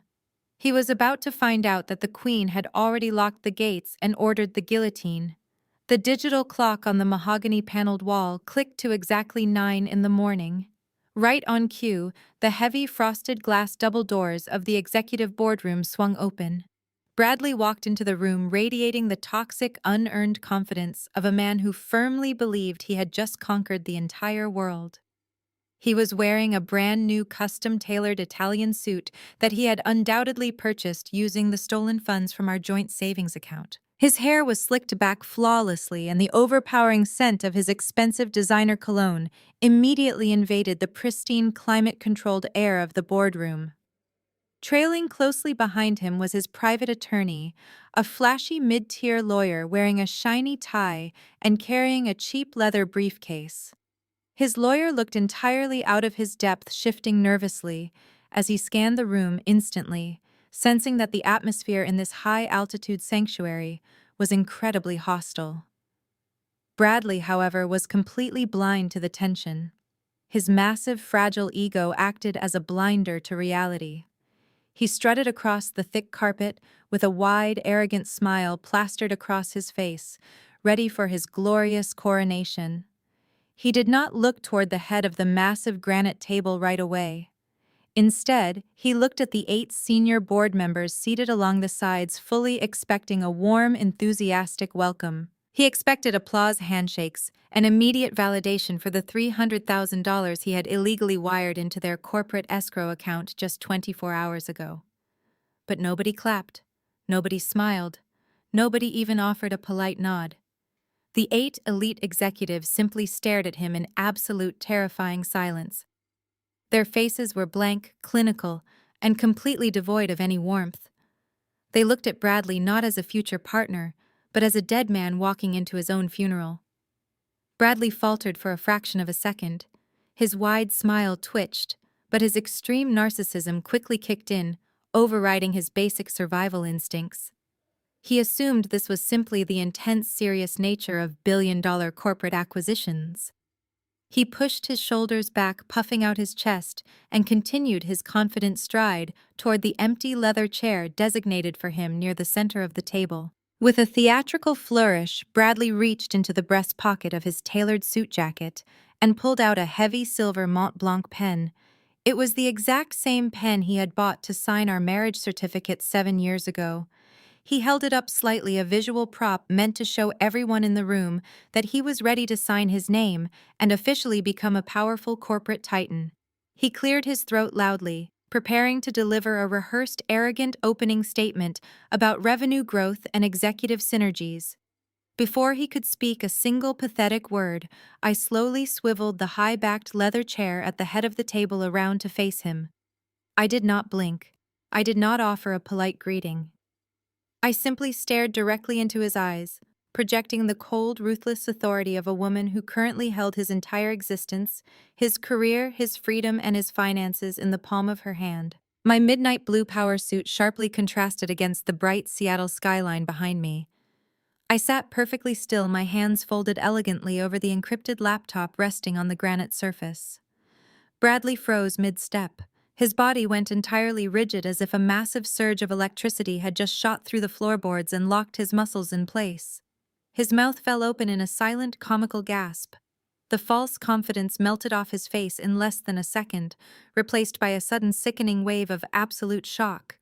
The color drained from his cheeks so rapidly that he looked physically ill, his skin turning a pale, ashen gray. His fingers went completely numb. The expensive silver Mont Blanc pen slipped from his trembling grasp. It hit the polished granite conference table with a sharp, violent clack, rolled off the beveled edge, and clattered loudly onto the hardwood floor. That metallic sound echoed through the dead silence of the massive boardroom like a gunshot. For a terrifying 10 seconds, Bradley's brain completely short-circuited. He looked at me sitting in the chairman's seat. He looked at Terrence, who was standing stoically to my right, holding a thick legal portfolio like an executioner holding an axe. Then he looked at the 8 silent board members, who were watching his breakdown with profound professional disgust. Because Bradley was fundamentally an arrogant, misogynistic narcissist, his mind absolutely refused to process the reality of my power. He could not comprehend that the woman he called a pathetic freelance moocher to his friends was currently commanding the most powerful room in the building. His brain defaulted to the only narrative his ego could accept. He genuinely believed that I had somehow breached building security, bypassed the biometric elevators, and crashed his executive signing ceremony to throw a hysterical, jealous tantrum about his affair with Ashley. His initial paralyzing shock rapidly morphed into an ugly, panic-stricken rage. He took a heavy step forward, his hands balling into tight fists at his sides. "Chelsea, what the hell are you doing here?" Bradley hissed desperately, forcing his voice into a harsh whisper so the board members would not hear his domestic drama. "Are you completely insane? This is a restricted executive floor. You cannot just barge into my workplace and throw a jealous emotional fit because I filed for divorce. Get out of that chair right now before I call security and have you physically dragged out of this building." His private lawyer stepped forward, tugging frantically on Bradley's suit sleeve. The lawyer had already recognized Terrence standing beside me. Any lawyer in Seattle worth their salt knew who Terrence was. He was a legal heavyweight, a predator in the courtroom, and seeing him stand in a position of ultimate subordination to me sent the private attorney into a full-blown panic. He whispered frantically for Bradley to shut his mouth, realizing instantly that this was not a domestic dispute. This was an ambush. But Bradley violently shook his lawyer off, refusing to listen. He was far too obsessed with maintaining his fragile alpha male image in front of the Apex board of directors. He turned away from me and looked directly at the 8 silent executives. He plastered a frantic, desperate, incredibly fake smile onto his pale face. "I am so incredibly sorry, gentlemen," Bradley announced, his voice shaking with a mixture of embarrassment and suppressed rage. "My soon-to-be ex-wife is clearly having a severe mental breakdown. She has been highly unstable and deeply erratic lately because she simply cannot handle the fact that our marriage is over.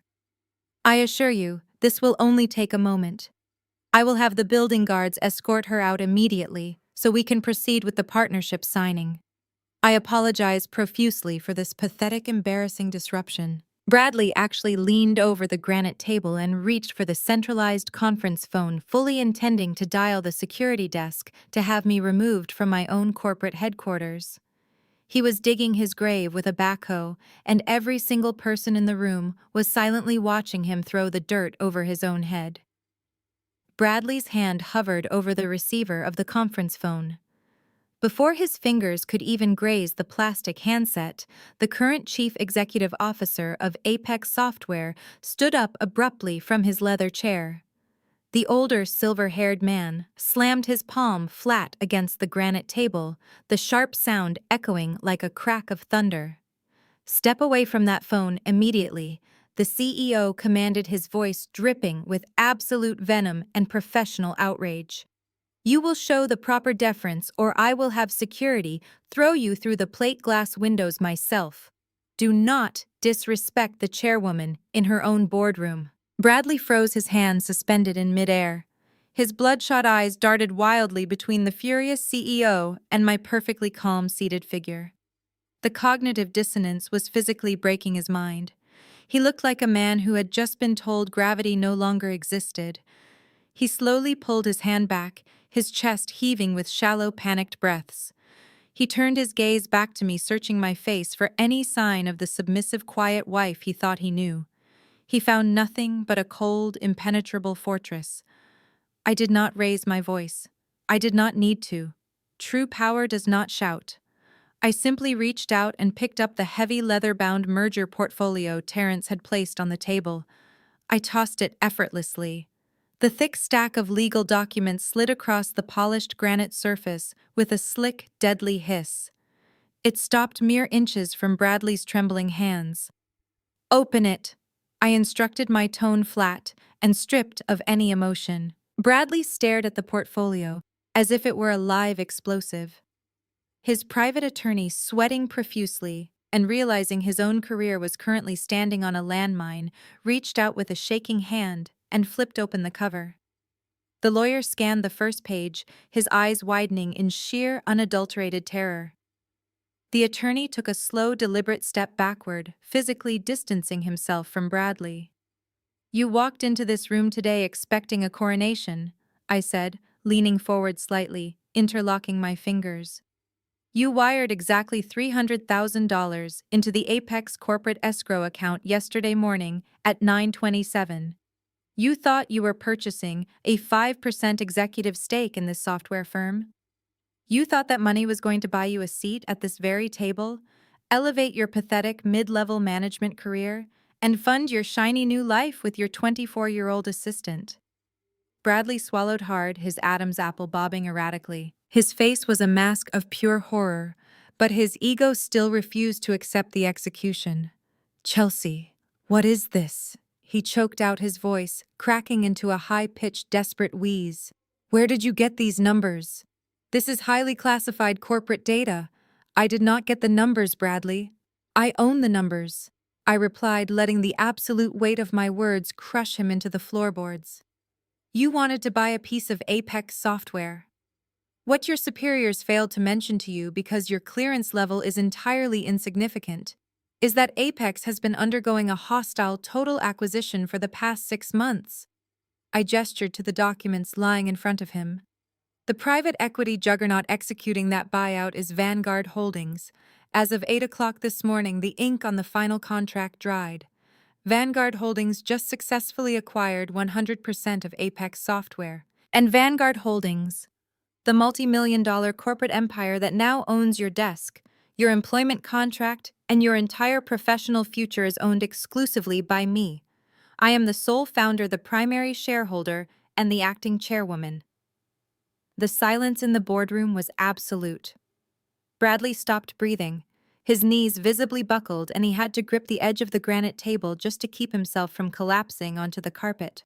"I am the boss, Bradley," I stated, driving the final nail directly into his chest. "And as the absolute authority of this newly merged corporation, I have the unilateral power to approve or deny any executive buy-ins. I am formally rejecting your capital. I completely refuse to sell you a single fraction of a share in my company. You are denied." The reality finally shattered his delusional barrier. The fragile, toxic ego that had fueled his entire miserable existence instantly and violently imploded. Bradley let out a guttural, agonizing sound that was half scream and half sob. He slammed his fists against the table, his face turning a dangerous, splotchy shade of crimson. "No," Bradley roared, the sound tearing through his throat. "No.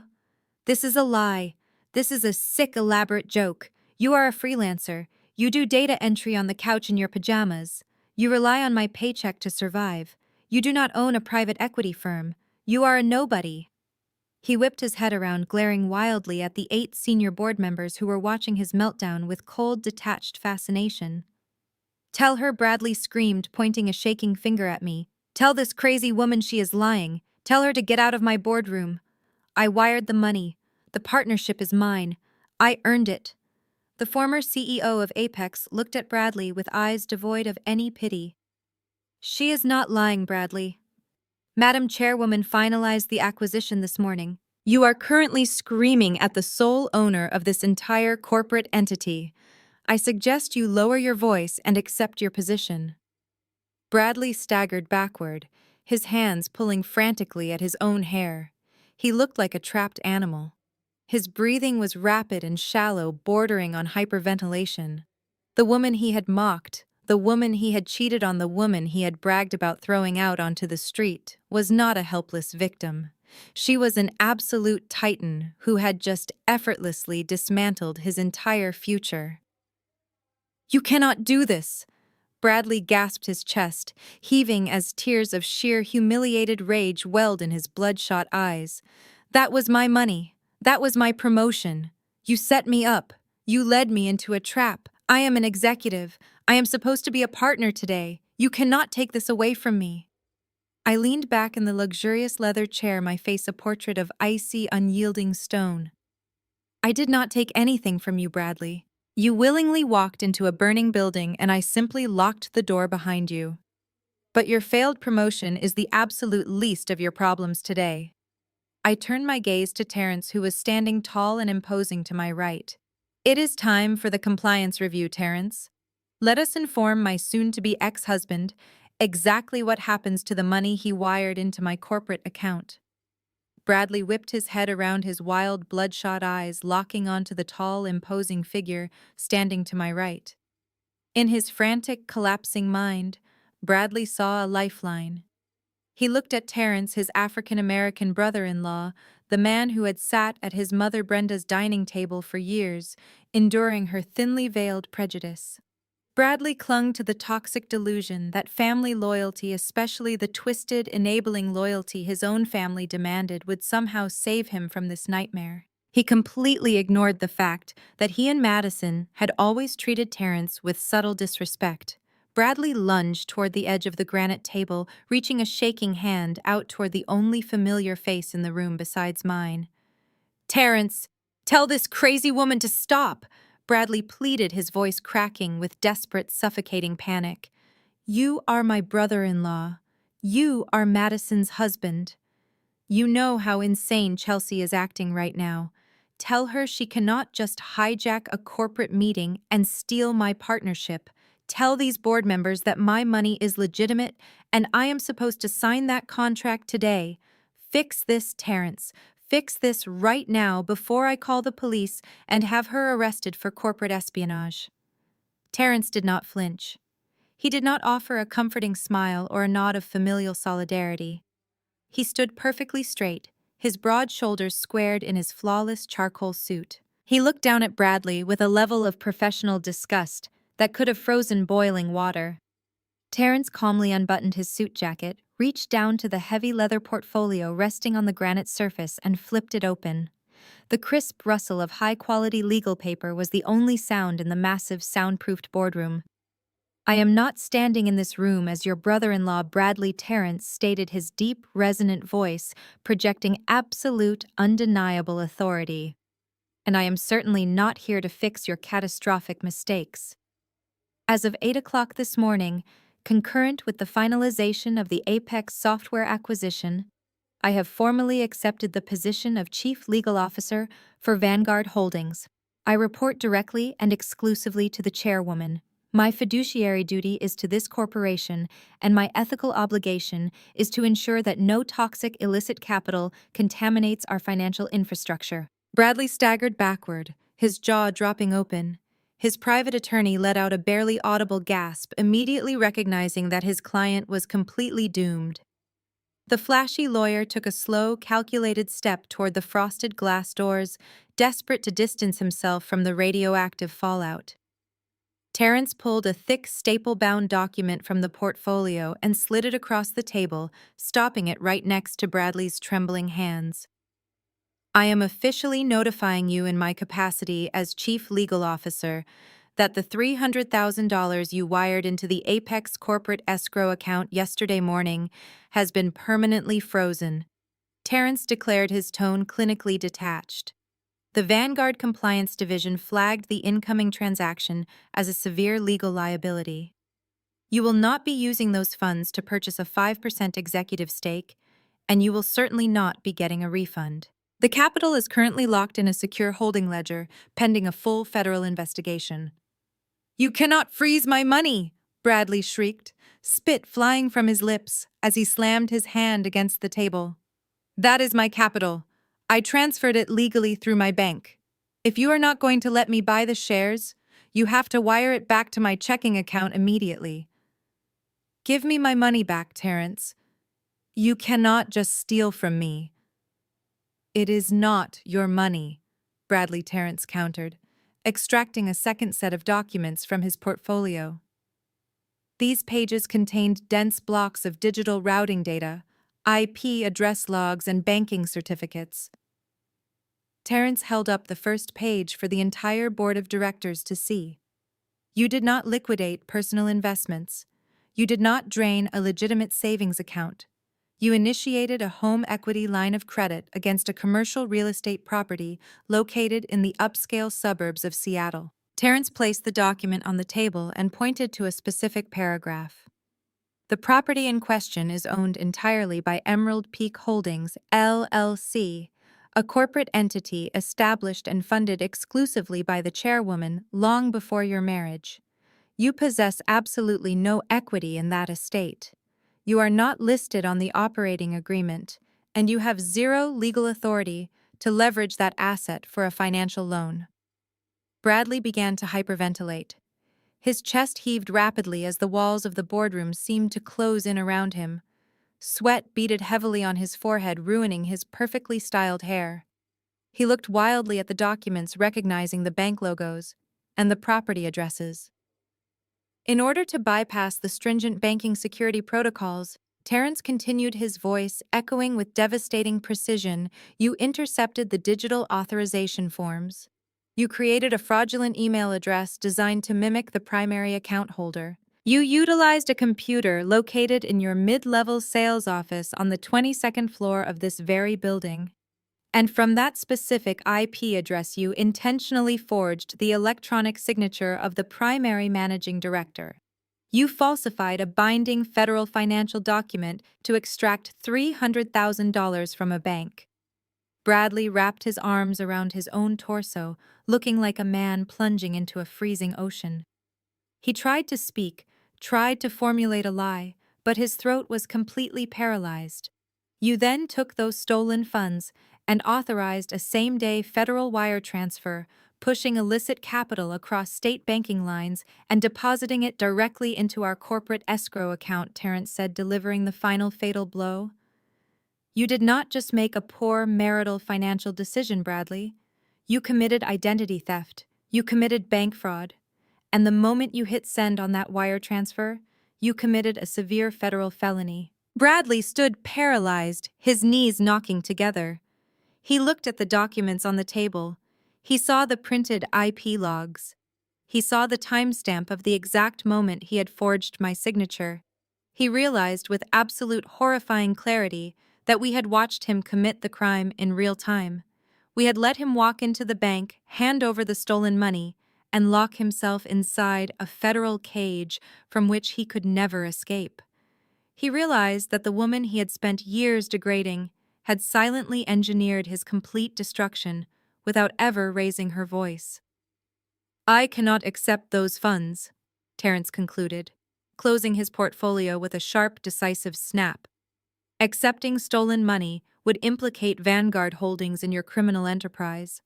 We are legally mandated by federal compliance statutes to freeze the escrow account and surrender the complete transaction history, including your forged applications, directly to the authorities. Your money is gone, Bradley, and your freedom is going with it. Bradley's chest heaved as if the oxygen had been vacuumed out of the massive boardroom. He gripped the edge of the granite table so tightly that his knuckles turned completely white, but no amount of physical anchoring could stop the room from spinning around him. The silence was absolute and suffocating. I let the weight of Terrence's legal decimation settle over the room for a long, agonizing minute. I wanted Bradley to feel every single second of his impending doom. I wanted him to process the fact that his fake, arrogant life was entirely over.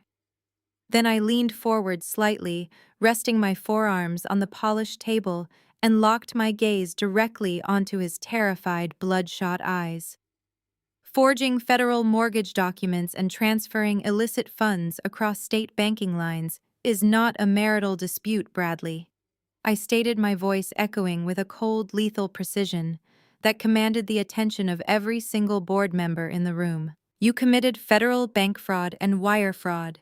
Under Title 18 of the United States Code, wire fraud carries a maximum federal prison sentence of 20 years. You are not going to a country club mediation, you are going to a federal penitentiary. Bradley let out a pathetic, strangled whimper. He looked at his flashy private attorney, desperately hoping for a legal loophole or a sudden objection, but his lawyer was already zipping up his cheap leather briefcase, physically backing away toward the frosted glass doors. The attorney knew that associating with a documented federal criminal in front of the Vanguard Holdings legal team was professional suicide. Bradley was completely isolated, drowning in the deep end of a pool he had arrogantly dove into. "Please, Chelsea," Bradley gasped, the toxic bravado completely stripped from his voice, replaced by a sickening, high-pitched whine. "You cannot do this to me. I will give the money back. I will call the bank right now and reverse the wire. I will tell them it was a mistake. We are married, you are my wife. You have to stop this. You cannot send me to prison." I felt a profound, chilling sense of satisfaction watching him beg. The man who had mocked my intelligence, who had funded his affair with my money, and who had planned to throw me out onto the street was now weeping in front of the most powerful executives in Seattle. "I am not your wife," I corrected him, my tone entirely devoid of any mercy. "I am the chairwoman of the corporation that currently owns your employment contract. And we are not finished discussing the consequences of your actions today." I opened the second folder Terrence had prepared and slid a single crisp sheet of paper across the granite table. It stopped right next to the frozen escrow documents. Bradley stared at it, his eyes wide with blind panic, unable to comprehend what other horrors awaited him. "You walked into this boardroom, expecting to sign an executive partnership agreement." I continued, my voice carrying the absolute finality of a judge delivering a death sentence. "Instead, I am handing you your walking papers. As the primary shareholder and acting chairwoman of Apex Software, I am officially terminating your employment effective immediately." Bradley shook his head frantically, tears of sheer humiliation spilling over his eyelashes and tracking down his pale cheeks. "No, no, no, you cannot fire me. I am the top regional sales director. I brought in millions for this company. You cannot just fire me." "I am not just firing you, Bradley," I clarified, twisting the knife with surgical accuracy. "You are being terminated for cause. You have committed severe documented ethical violations, financial embezzlement, and corporate fraud. Because your termination is classified as a severe breach of conduct, you are completely stripped of all corporate protections." I watched his eyes dart wildly around the room as I dismantled his financial safety net piece by piece. "Your unvested stock options are permanently canceled," I stated, listing the penalties with brutal efficiency. "The lucrative severance package you thought would protect you in a worst-case scenario is entirely nullified. Your corporate health insurance benefits will be terminated at 5 o'clock today. You will not receive a single dime of accrued vacation pay or holiday bonuses. You are being excised from this corporation like a malignant tumor." The 8 senior board members seated around the table watched the execution in total silence. They did not look at Bradley with an ounce of sympathy. In the cutthroat world of corporate acquisitions, a liability like Bradley was a disease that needed to be eradicated. They nodded in subtle unified agreement with my decision. "Chelsea, please, I have nothing," Bradley sobbed, his voice echoing pathetically off the glass walls. "If you take my job and my money, I will be bankrupt. I will be completely ruined. I have car payments. I have rent. You cannot leave me with absolutely nothing." I tilted my head slightly, observing him as if he were an interesting insect trapped under a microscope. "That is incredibly ironic," I noted softly, the icy calm of my demeanor contrasting violently with his total breakdown. Just 3 days ago, you stood in my house drinking expensive whiskey that I paid for and laughed with your friends about how I was a pathetic moocher. You bragged about how you were going to kick me out of my own home so you could move your 24-year-old assistant into my bedroom.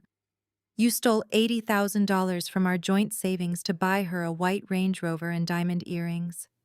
You genuinely believed you held all the power because you thought I was small, weak, and entirely dependent on you. Bradley squeezed his eyes shut, his entire body trembling violently, as the reality of his own arrogant boasting was thrown directly back into his face.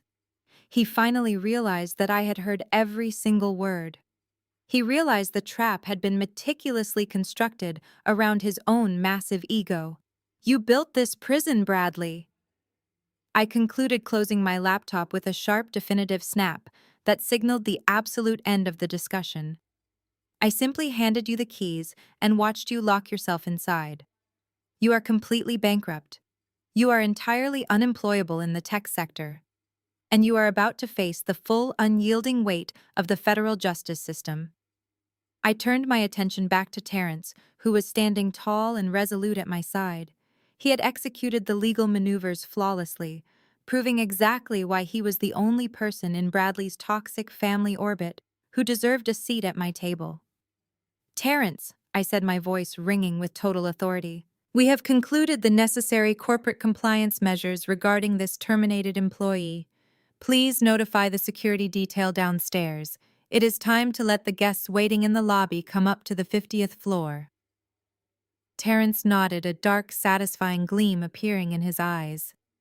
With pleasure, Madam Chairwoman, he replied, reaching into his pocket to retrieve his secure corporate phone. Bradley looked wildly between Terrence and me, his chest heaving with absolute mind-numbing terror. Guests, he choked out, his voice a frantic, breathy whisper. What guests? Who is waiting in the lobby? I stood up from the heavy leather executive chair, smoothing the lapels of my midnight blue power suit.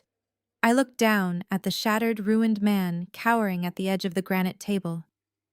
The consequences of your actions, Bradley, I replied coldly. And they are wearing federal badges.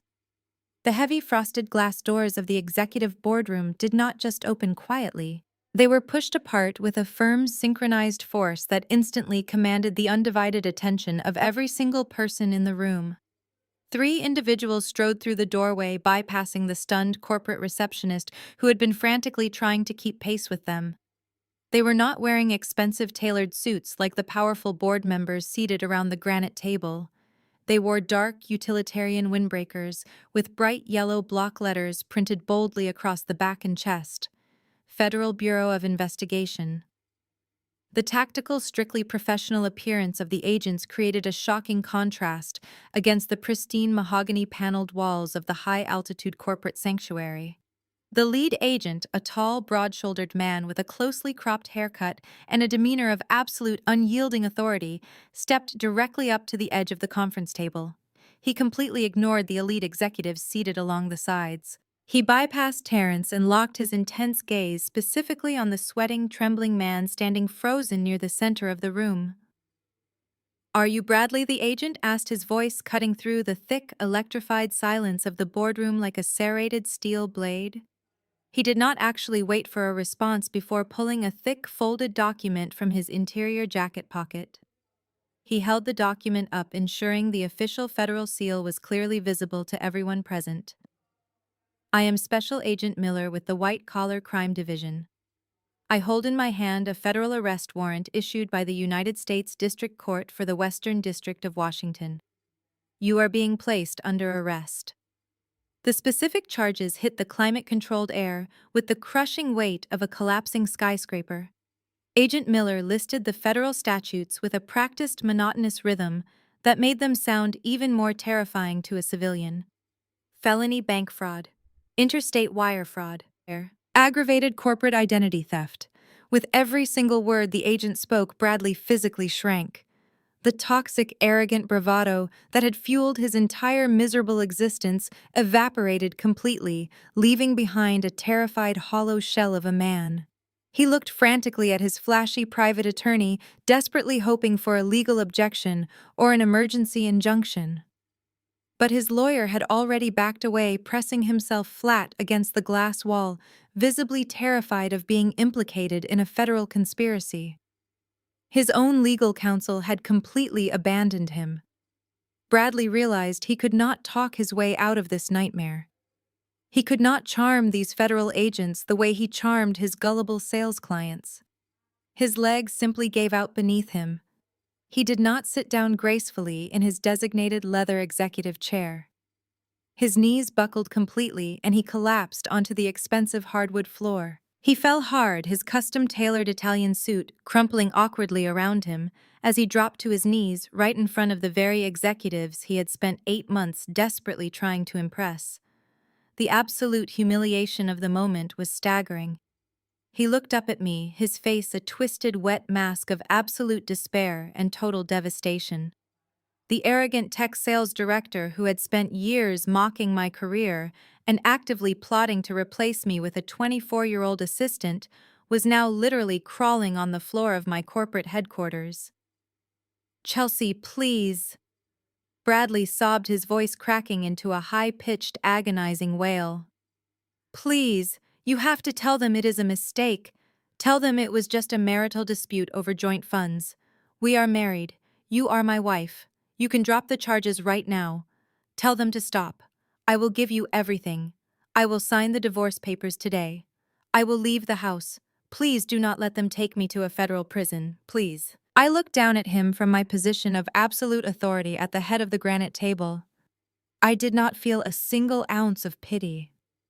I did not feel the urge to comfort him or offer a shred of mercy. I felt the profound, chilling satisfaction of a perfectly executed strategy. I looked at the man who had drained our emergency savings to buy diamond earrings and luxury vehicles for his mistress. I leaned forward slightly, looking directly into his tear-filled, bloodshot eyes. "You cannot drop federal charges, Bradley," I stated, my voice echoing with icy, unyielding precision. "This is not a civil lawsuit over a broken marriage. You committed a severe felony against a federally insured bank and a corporate entity. The United States government is pressing these charges, not me. I simply provided them with the meticulously documented evidence of your own arrogant stupidity." Bradley choked on a massive sob, reaching a shaking, sweaty hand up toward the edge of the table as if trying to pull himself out of an open grave. "Chelsea, I am begging you," he wheezed, his chest heaving rapidly. "I am begging you." I looked down at his trembling hand, then back up to his ruined, pathetic face. "Just 3 days ago, you stood in my house drinking my expensive whiskey and told your friends that I was a pathetic moocher," I said, delivering the final devastating verbal blow. "You said I was a parasite holding you back from your glorious future.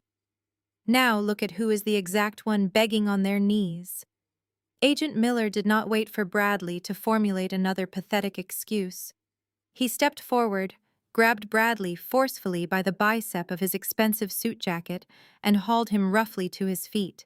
"Put your hands behind your back," the agent commanded, spinning Bradley around and pressing his chest hard against the polished granite conference table. The sound of cold, heavy steel ratcheting shut echoed through the silent boardroom. The heavy metal handcuffs snapped securely onto his wrists, binding his hands together in front of the entire Apex Board of Directors. Agent Miller began reciting the Miranda rights with practiced efficiency as a second agent thoroughly searched Bradley for any hidden assets or secondary phones. "You have the right to remain silent.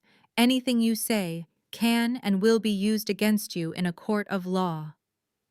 Bradley was weeping openly now, a loud, guttural sobbing that completely destroyed whatever tiny shred of dignity he had left in this world.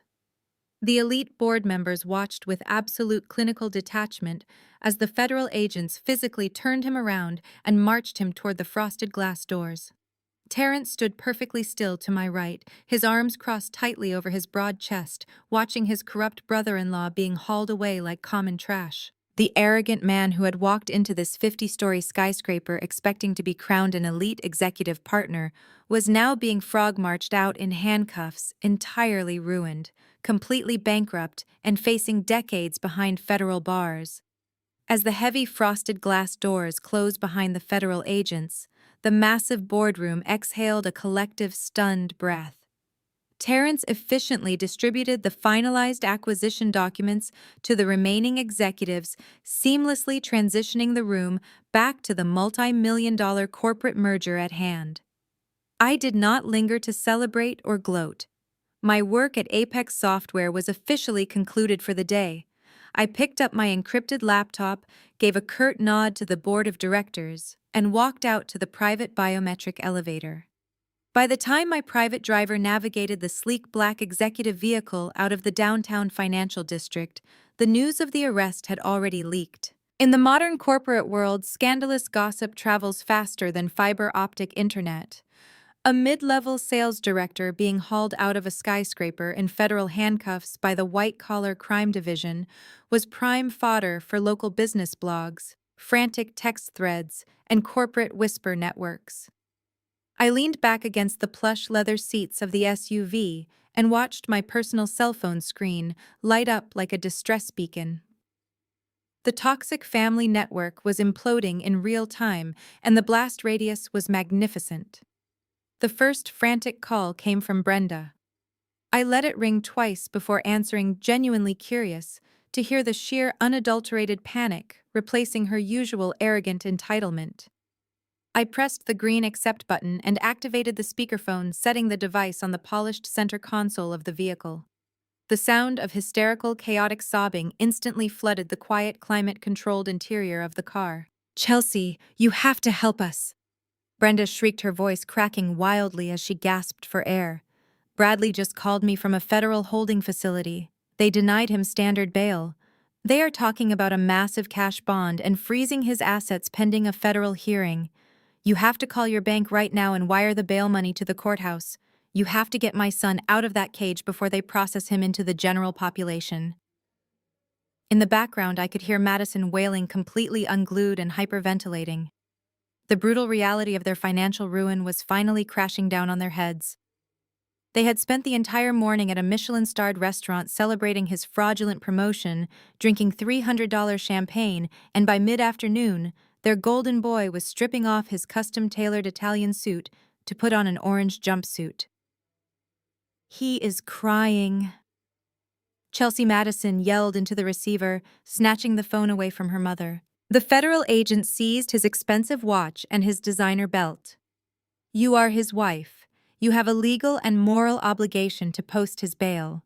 Pull the money from your joint savings account right now and hire a premium criminal defense attorney. He cannot use a public defender." I listened to their pathetic demands, marveling at how they still tried to command me, even while begging for their absolute survival. I did not raise my voice. I did not offer a single ounce of sympathy, nor did I explain my role in his spectacular downfall. "I cannot help you, Brenda." I stated, my tone colder than a Seattle winter storm. The federal authorities froze the joint savings account, the exact moment they issued the arrest warrant for wire fraud. My personal accounts are also completely locked down for a forensic legal audit due to the aggressive divorce proceedings I formally filed this morning. I do not have a single liquid dollar available for a federal bail bond. "But what are we supposed to do?" Brenda sobbed, the absolute terror of impending poverty gripping her throat like a vice.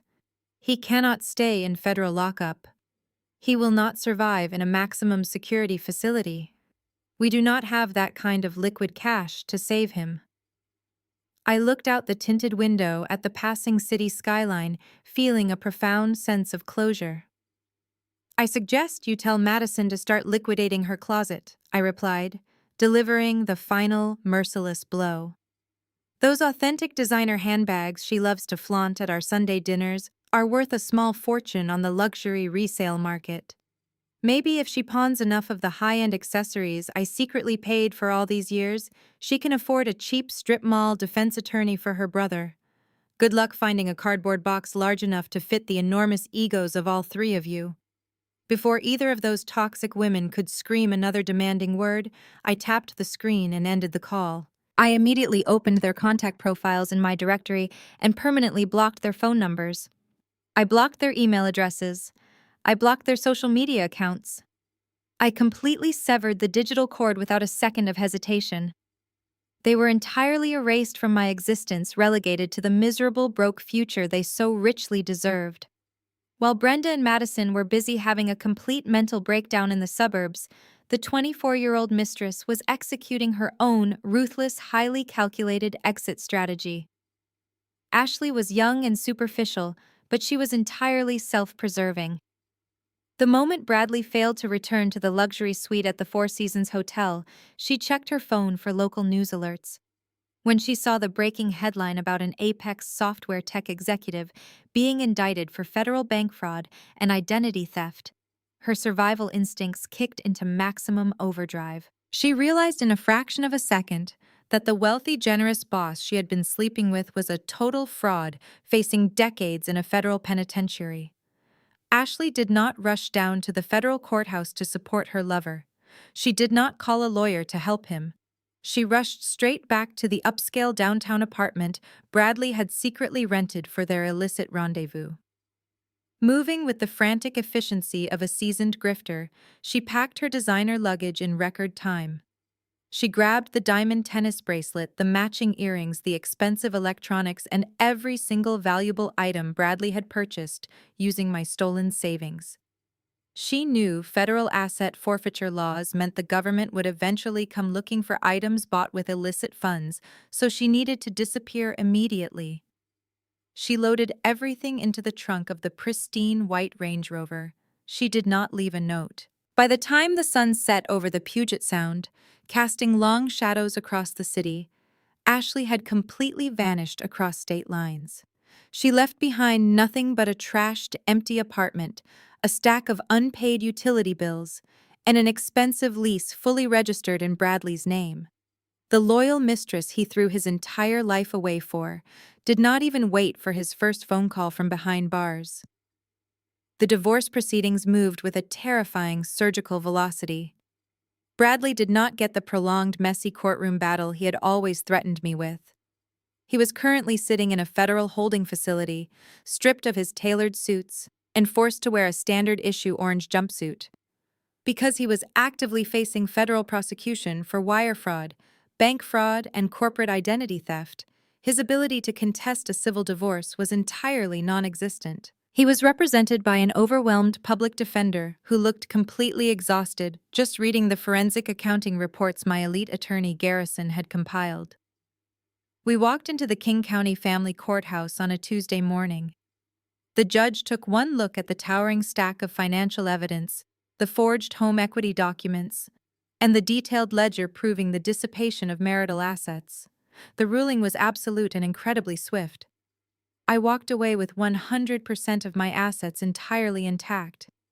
The prenuptial agreement protecting Emerald Peak Holdings and Vanguard Holdings was upheld without a single objection. The judge ordered that the $80,000 Bradley had embezzled from our joint savings to fund his affair with Ashley must be fully reimbursed to me. Since his bank accounts were frozen and his corporate severance was voided, that debt became a permanent legal judgment attached to his name. He was left with massive legal fees mounting federal restitution mandates and absolutely zero equity. I left that courthouse a completely free woman, officially untethered from his toxic, suffocating anchor. With Bradley locked in a federal cage and my financial pipelines permanently severed, the artificial reality his family had enjoyed rapidly collapsed. Brenda was the very first casualty of this newly enforced poverty. For years she had resided in a beautiful upscale townhome in the suburbs, hosting lavish luncheons and bragging about her highly successful son. She firmly believed Bradley was paying her exorbitant mortgage and funding her country club lifestyle. In reality, the automated payments keeping a roof over her head were secretly subsidized by a blind trust I had established early in our marriage to keep her complaints at bay. The moment I deactivated that trust, her entire financial foundation disintegrated. Without my hidden capital, the mortgage on her townhome went into immediate default. Brenda received her first foreclosure notice just 3 weeks after Bradley was arrested. She tried frantically calling her wealthy socialite friends for a loan, but word of her son's federal indictment had already poisoned her reputation. The elite country club she loved so much quietly revoked her membership, citing a violation of their morality clause. Nobody wanted to associate with the mother of a documented corporate felon. By the end of the month, Brenda was legally evicted. She was forced to pack her designer clothes into cheap cardboard boxes while the bank repossessed the property. The arrogant matriarch, who had spent years telling me I was not good enough for her family, was now moving into a tiny, rundown one-bedroom apartment in a highly undesirable neighborhood, relying entirely on a meager Social Security check to survive. Madison suffered an equally devastating, utterly humiliating downfall. While her mother was being evicted, Madison was busy having a complete hysterical breakdown inside her luxury downtown condominium. She was still reeling from the sudden termination of her secret $3,000 monthly allowance, but her nightmare was about to escalate significantly. Terrence returned home from the Apex Software corporate headquarters after successfully finalizing the multi-million-dollar acquisition for my company. He walked into their pristine living room, placed his sleek leather briefcase on the glass coffee table, and looked at his wife with a cold, calculating detachment. Madison immediately started sobbing, demanding that Terrence use his high-powered legal connections to bail her brother out of federal lockup and sue me for emotional damages. Terrence did not offer a single word of comfort. He simply opened his briefcase and pulled out a freshly printed stack of legal documents. He tossed the documents onto the coffee table right in front of her. Madison wiped her tears, looking down at the paperwork in confusion. It was not a legal defense strategy for Bradley. It was a comprehensive petition for the dissolution of marriage. Terrence had filed for divorce. Madison gasped, her face turning pale as she looked up at her husband. Terrence stood tall, his posture projecting the same ruthless professional authority he utilized in the corporate boardroom. He informed her that during the Vanguard Holdings acquisition audit, he had requested a full forensic review of his own household finances. He had discovered the anonymous family grant tied directly to my corporate routing numbers.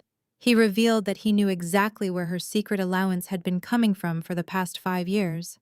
He knew she had been living a fake, extravagant lifestyle funded entirely by the very sister-in-law she relentlessly mocked and degraded. Terrence looked at Madison with absolute disgust.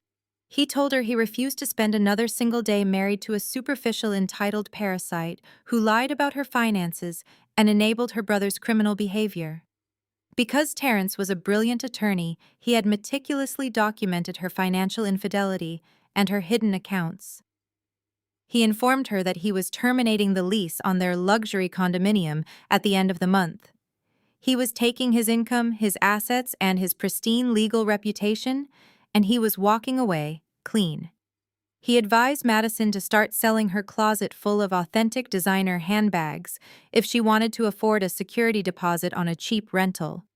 He packed his own bags that very evening and moved into a private executive suite, leaving Madison completely alone in the echoing empty condo. The toxic, arrogant family unit that had spent 7 years trying to break me was now entirely bankrupt, fractured, and utterly destroyed by their own insatiable greed.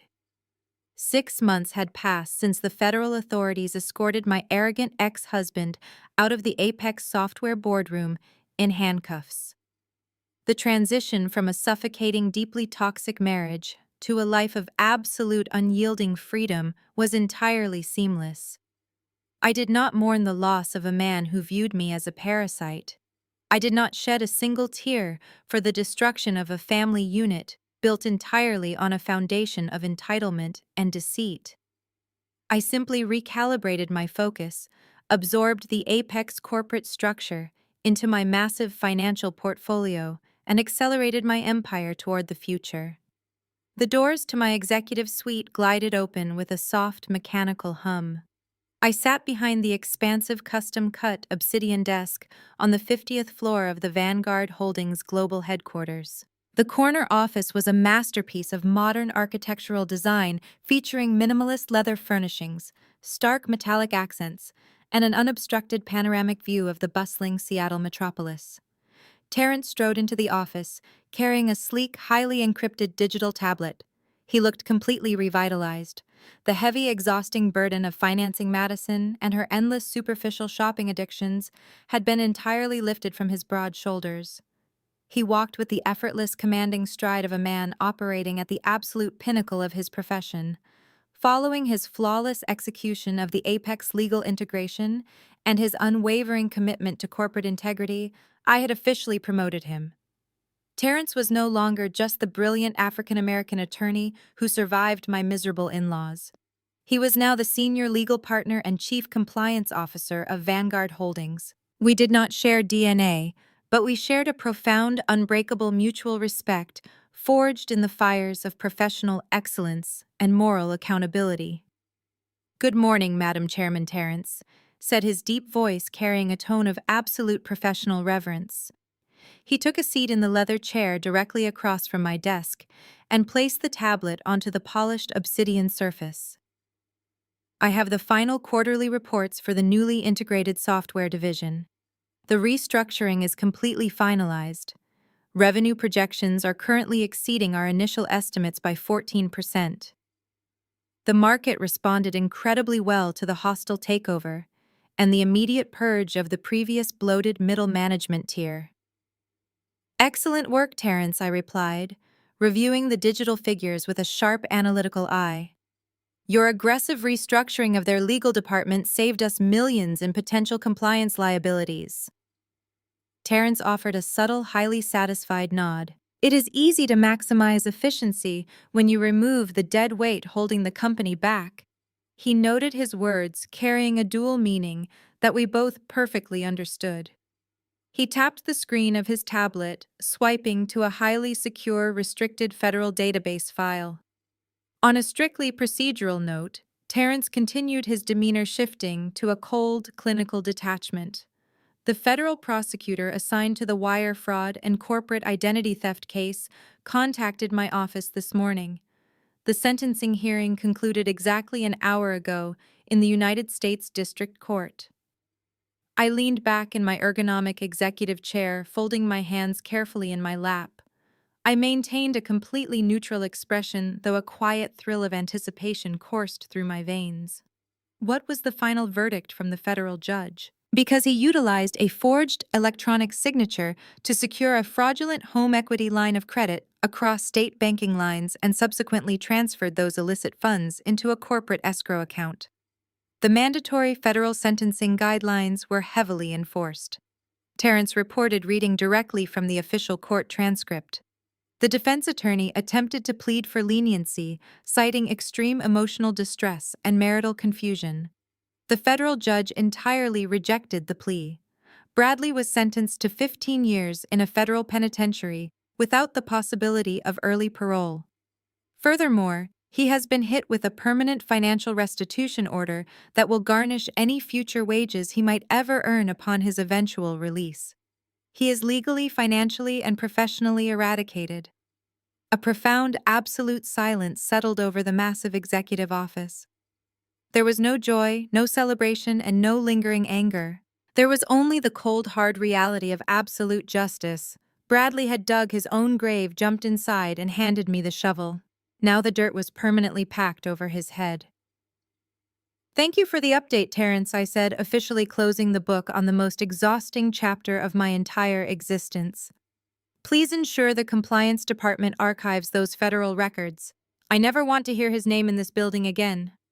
"Consider it done," Terrence replied, standing up and retrieving his encrypted tablet.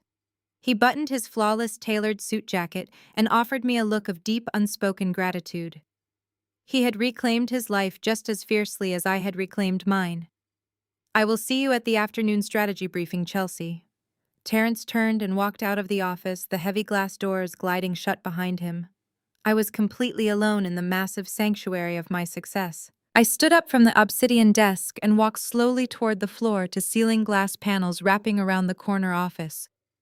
I looked down at the sprawling, vibrant city of Seattle. Far below, tiny cars navigated the rain-slicked streets, and thousands of people rushed through the financial district, hustling to meet their daily corporate demands. I held a ceramic mug of rich, dark roast coffee in my hand. I felt the comforting heat radiating through the thick ceramic against my palms. I wore a razor-sharp, tailored emerald green power suit that fit me with absolute perfection. For 7 long years, I had deliberately shrunk myself. I had worn faded, oversized sweaters. I had hidden my brilliant analytical mind. I had swallowed vicious insults, cruel jokes, and endless degradation from a family of arrogant, financially illiterate narcissists.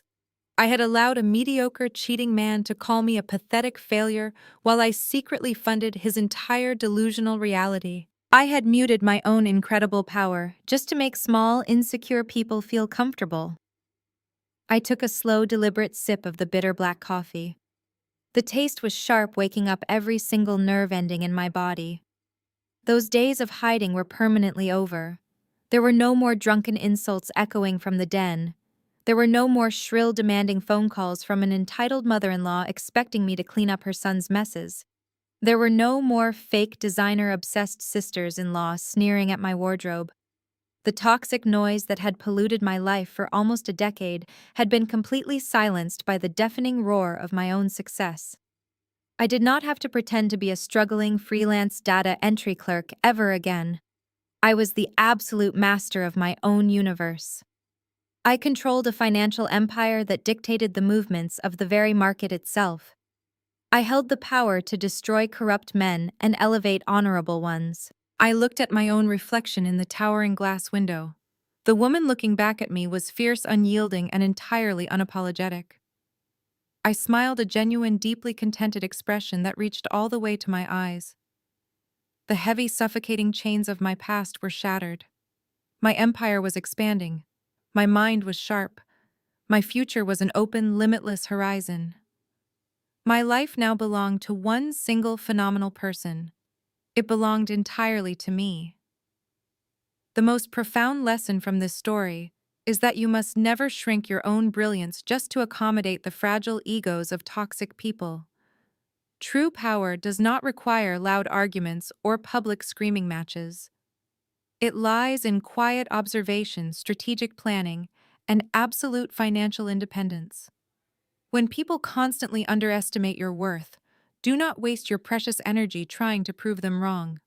Instead, build your empire in silence and let their own blinding arrogance become the exact weapon that destroys them. You alone hold the pen to your future, and your value is never determined by those who cannot see it. If this story inspired you to reclaim your power and walk away from toxic environments, please hit the like button, subscribe, and share this video with someone who needs a reminder of their own incredible worth.